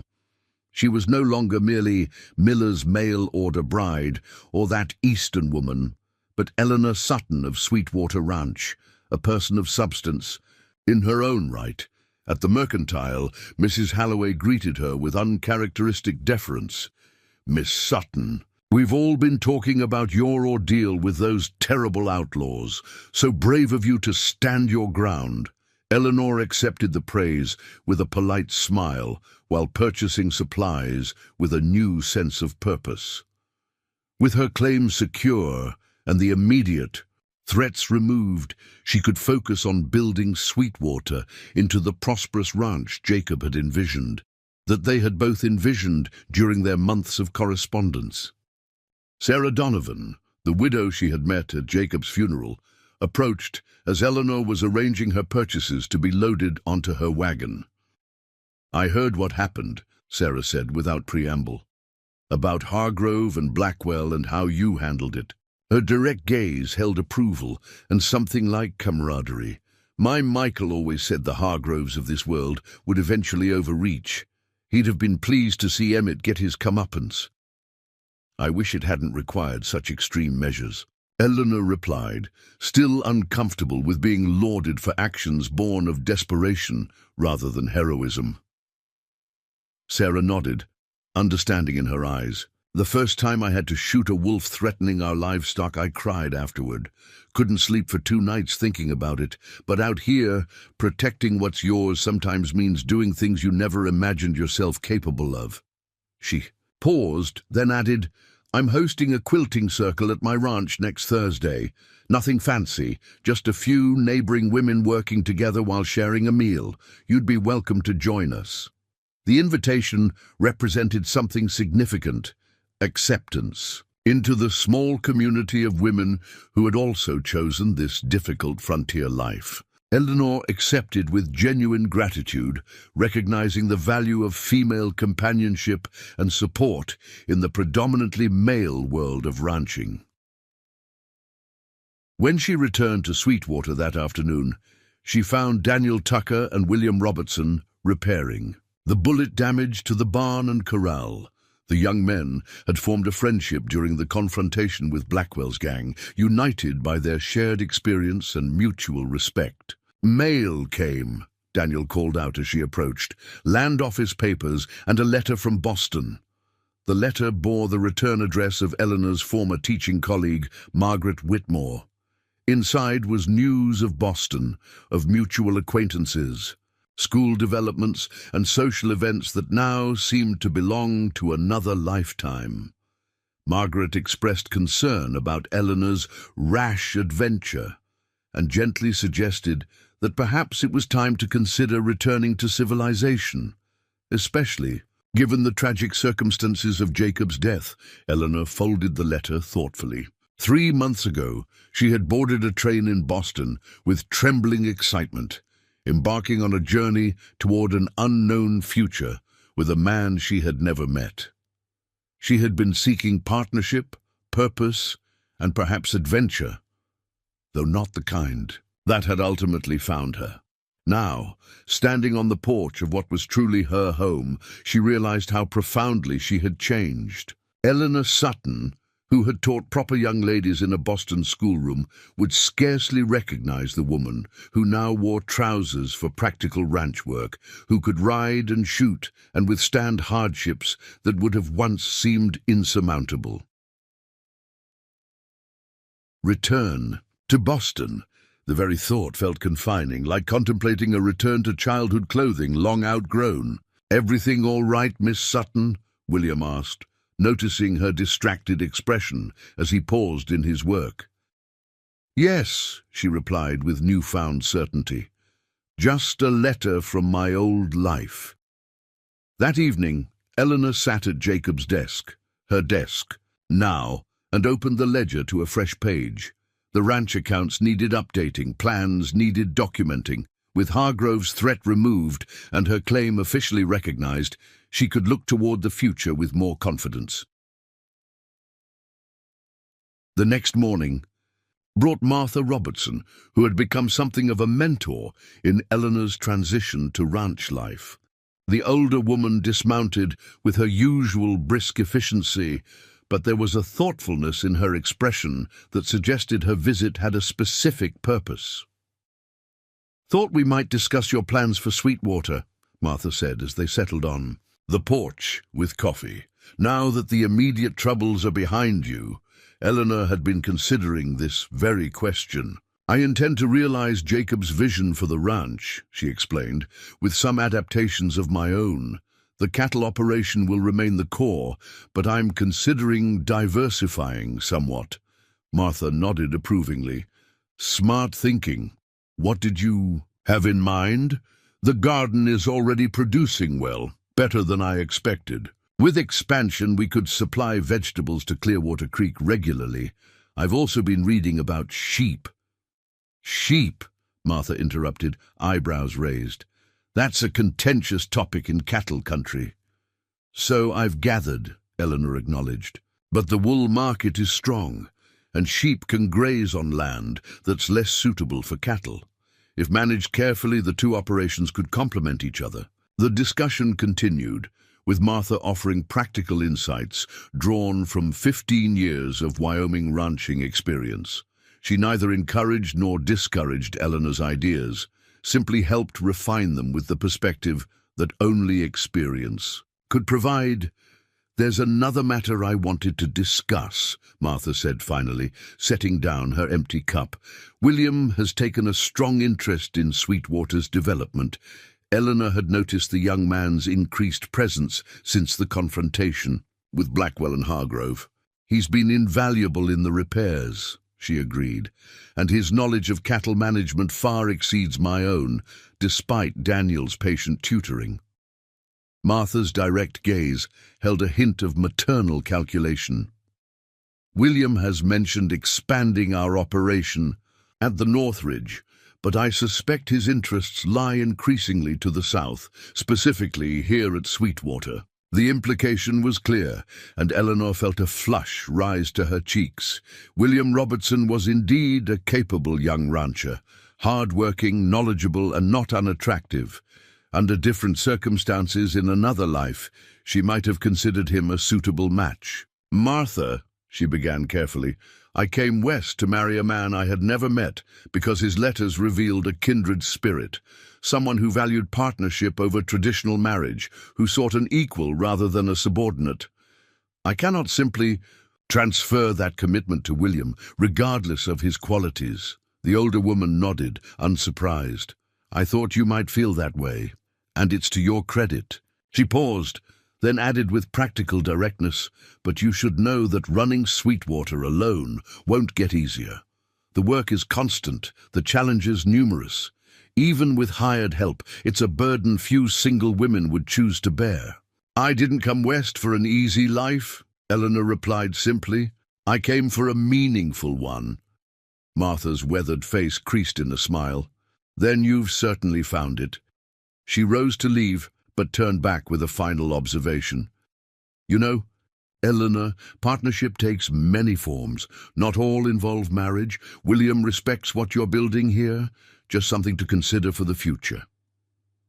As summer progressed into early autumn, Eleanor settled into the rhythms of ranch life with growing confidence.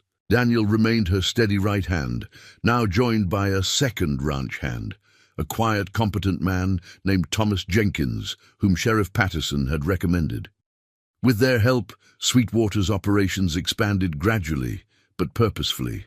The summer roundup proved successful, with more calves surviving than Jacob's projections had anticipated. Eleanor meticulously recorded each development in the ledger, noting with satisfaction the increasing columns of figures that represented Sweetwater's growing prosperity. Her vegetable garden flourished beyond expectation, producing enough that she was able to establish a regular arrangement with Mrs. Halloway at the Mercantile. Each Saturday, she delivered fresh produce to town, returning with supplies and an increasing sense of being part of the Clearwater Creek community rather than merely adjacent to it. Sarah Donovan's quilting circle became a monthly constant, a precious opportunity for female companionship and the exchange of practical knowledge that couldn't be found in books. Eleanor learned to preserve fruits, to identify medicinal plants, to predict weather changes from subtle signs the other women had observed through years on the frontier. In return, she shared her own knowledge, helping Sarah's oldest daughter improve her reading skills, teaching basic accounting to several of the women who managed their family finances, introducing recipes from her Boston upbringing adapted to frontier ingredients and cooking methods. Yet for all the physical transformation of Sweetwater, the more profound change had occurred within Eleanor herself. The Boston schoolteacher who had arrived in Wyoming territory seeking marriage to a stranger had been replaced by a confident rancher who made her own decisions, managed her own affairs, and had earned the respect of a community initially dubious about her abilities and resolve. The riders appeared on the eastern road shortly before noon. Sheriff Patterson, easily recognizable, on his tall bay gelding, accompanied by a stiff-looking man in a dark suit that marked him as a government official from miles away. Eleanor straightened her shoulders and moved to greet them as they entered the yard. "Miss Sutton," Patterson called out warmly as he dismounted, "may I present Mr. Howard Jenkins, representing the Territorial Land Office." The land official dismounted, with less grace, clearly unaccustomed to lengthy rides. "Miss Sutton," he greeted her with formal courtesy, "I understand this is the final inspection for your homestead patent." "It is," Eleanor confirmed, leading them toward the house where she had prepared refreshments in anticipation of their arrival. "I have all the documentation ready for your review." The inspection itself was largely a formality. Jenkins verified boundary markers, examined the improvements to the property, and reviewed Eleanor's meticulous records with an appreciation that gradually overcame his initial bureaucratic stiffness. By mid-afternoon, he was satisfied that all requirements had been met or exceeded.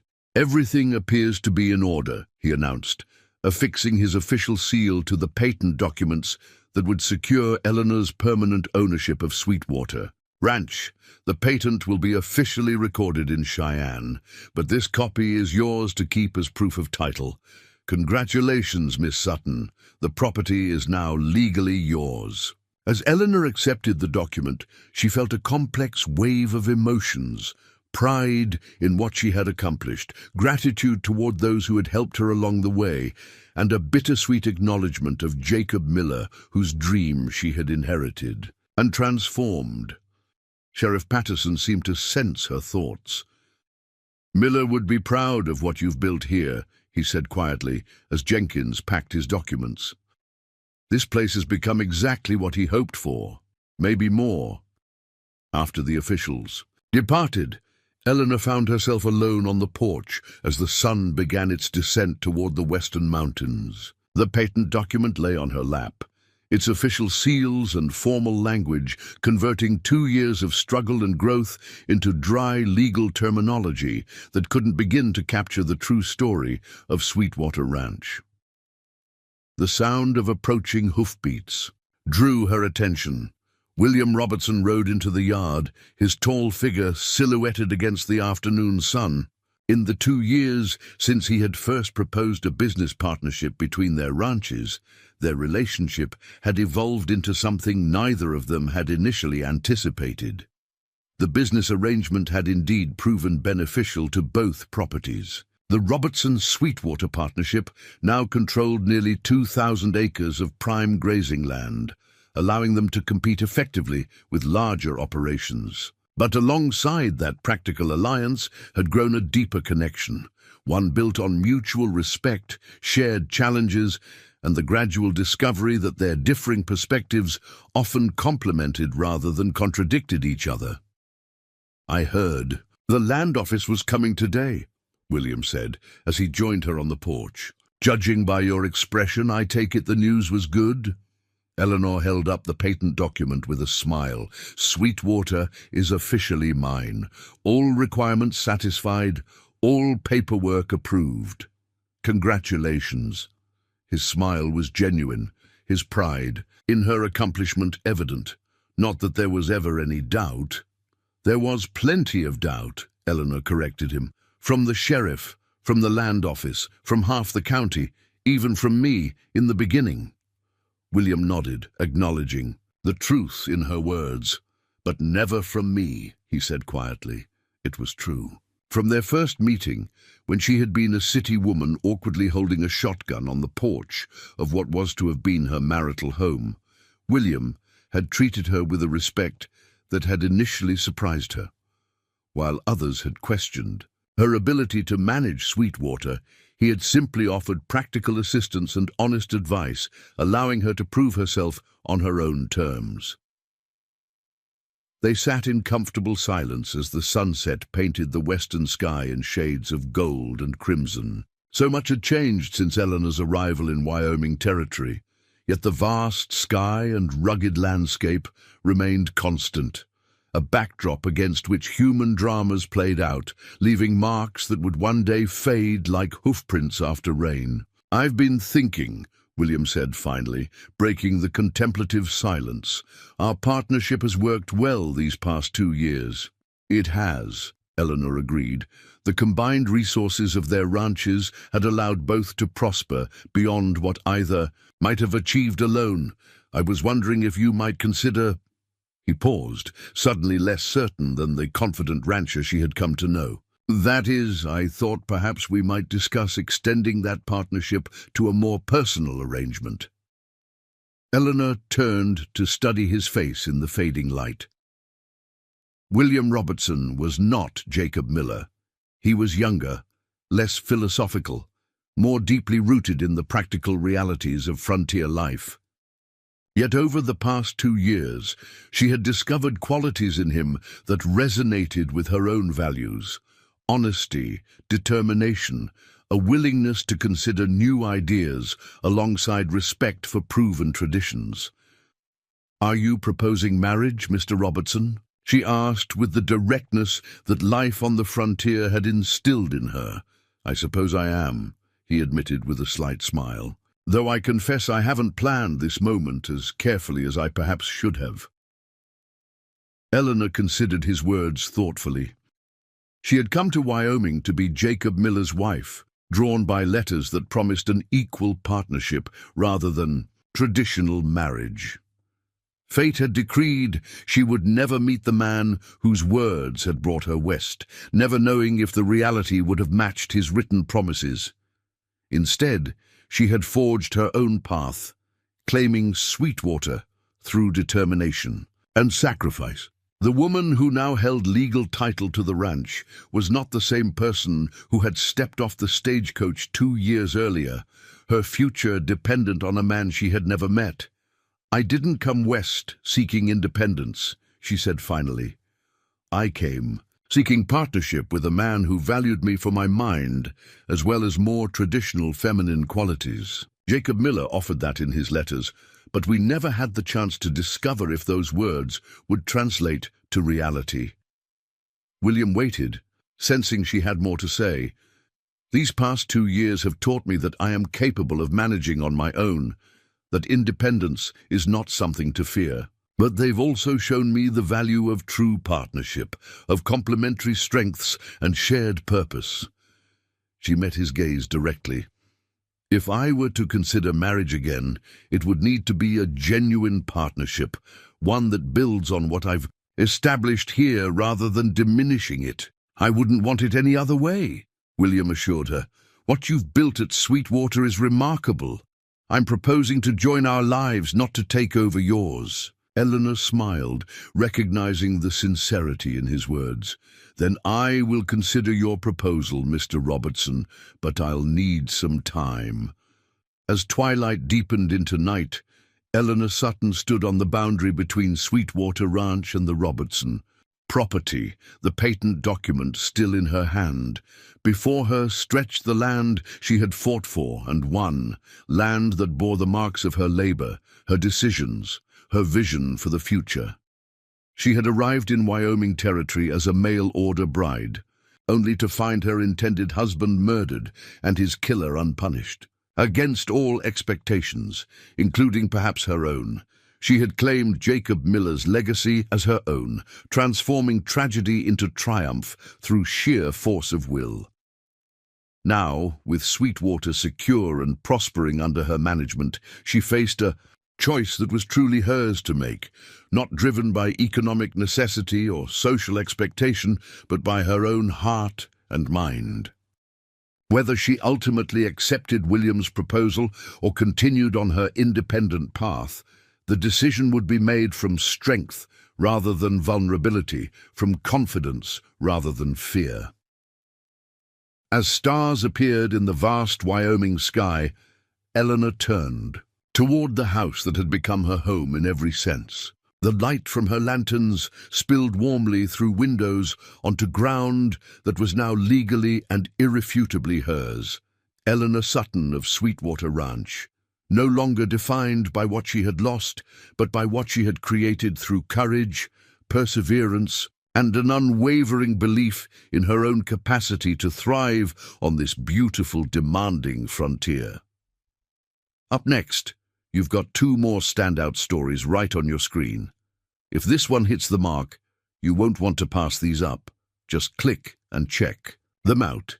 And don't forget to subscribe and turn on the notification bell so you don't miss any upload from us.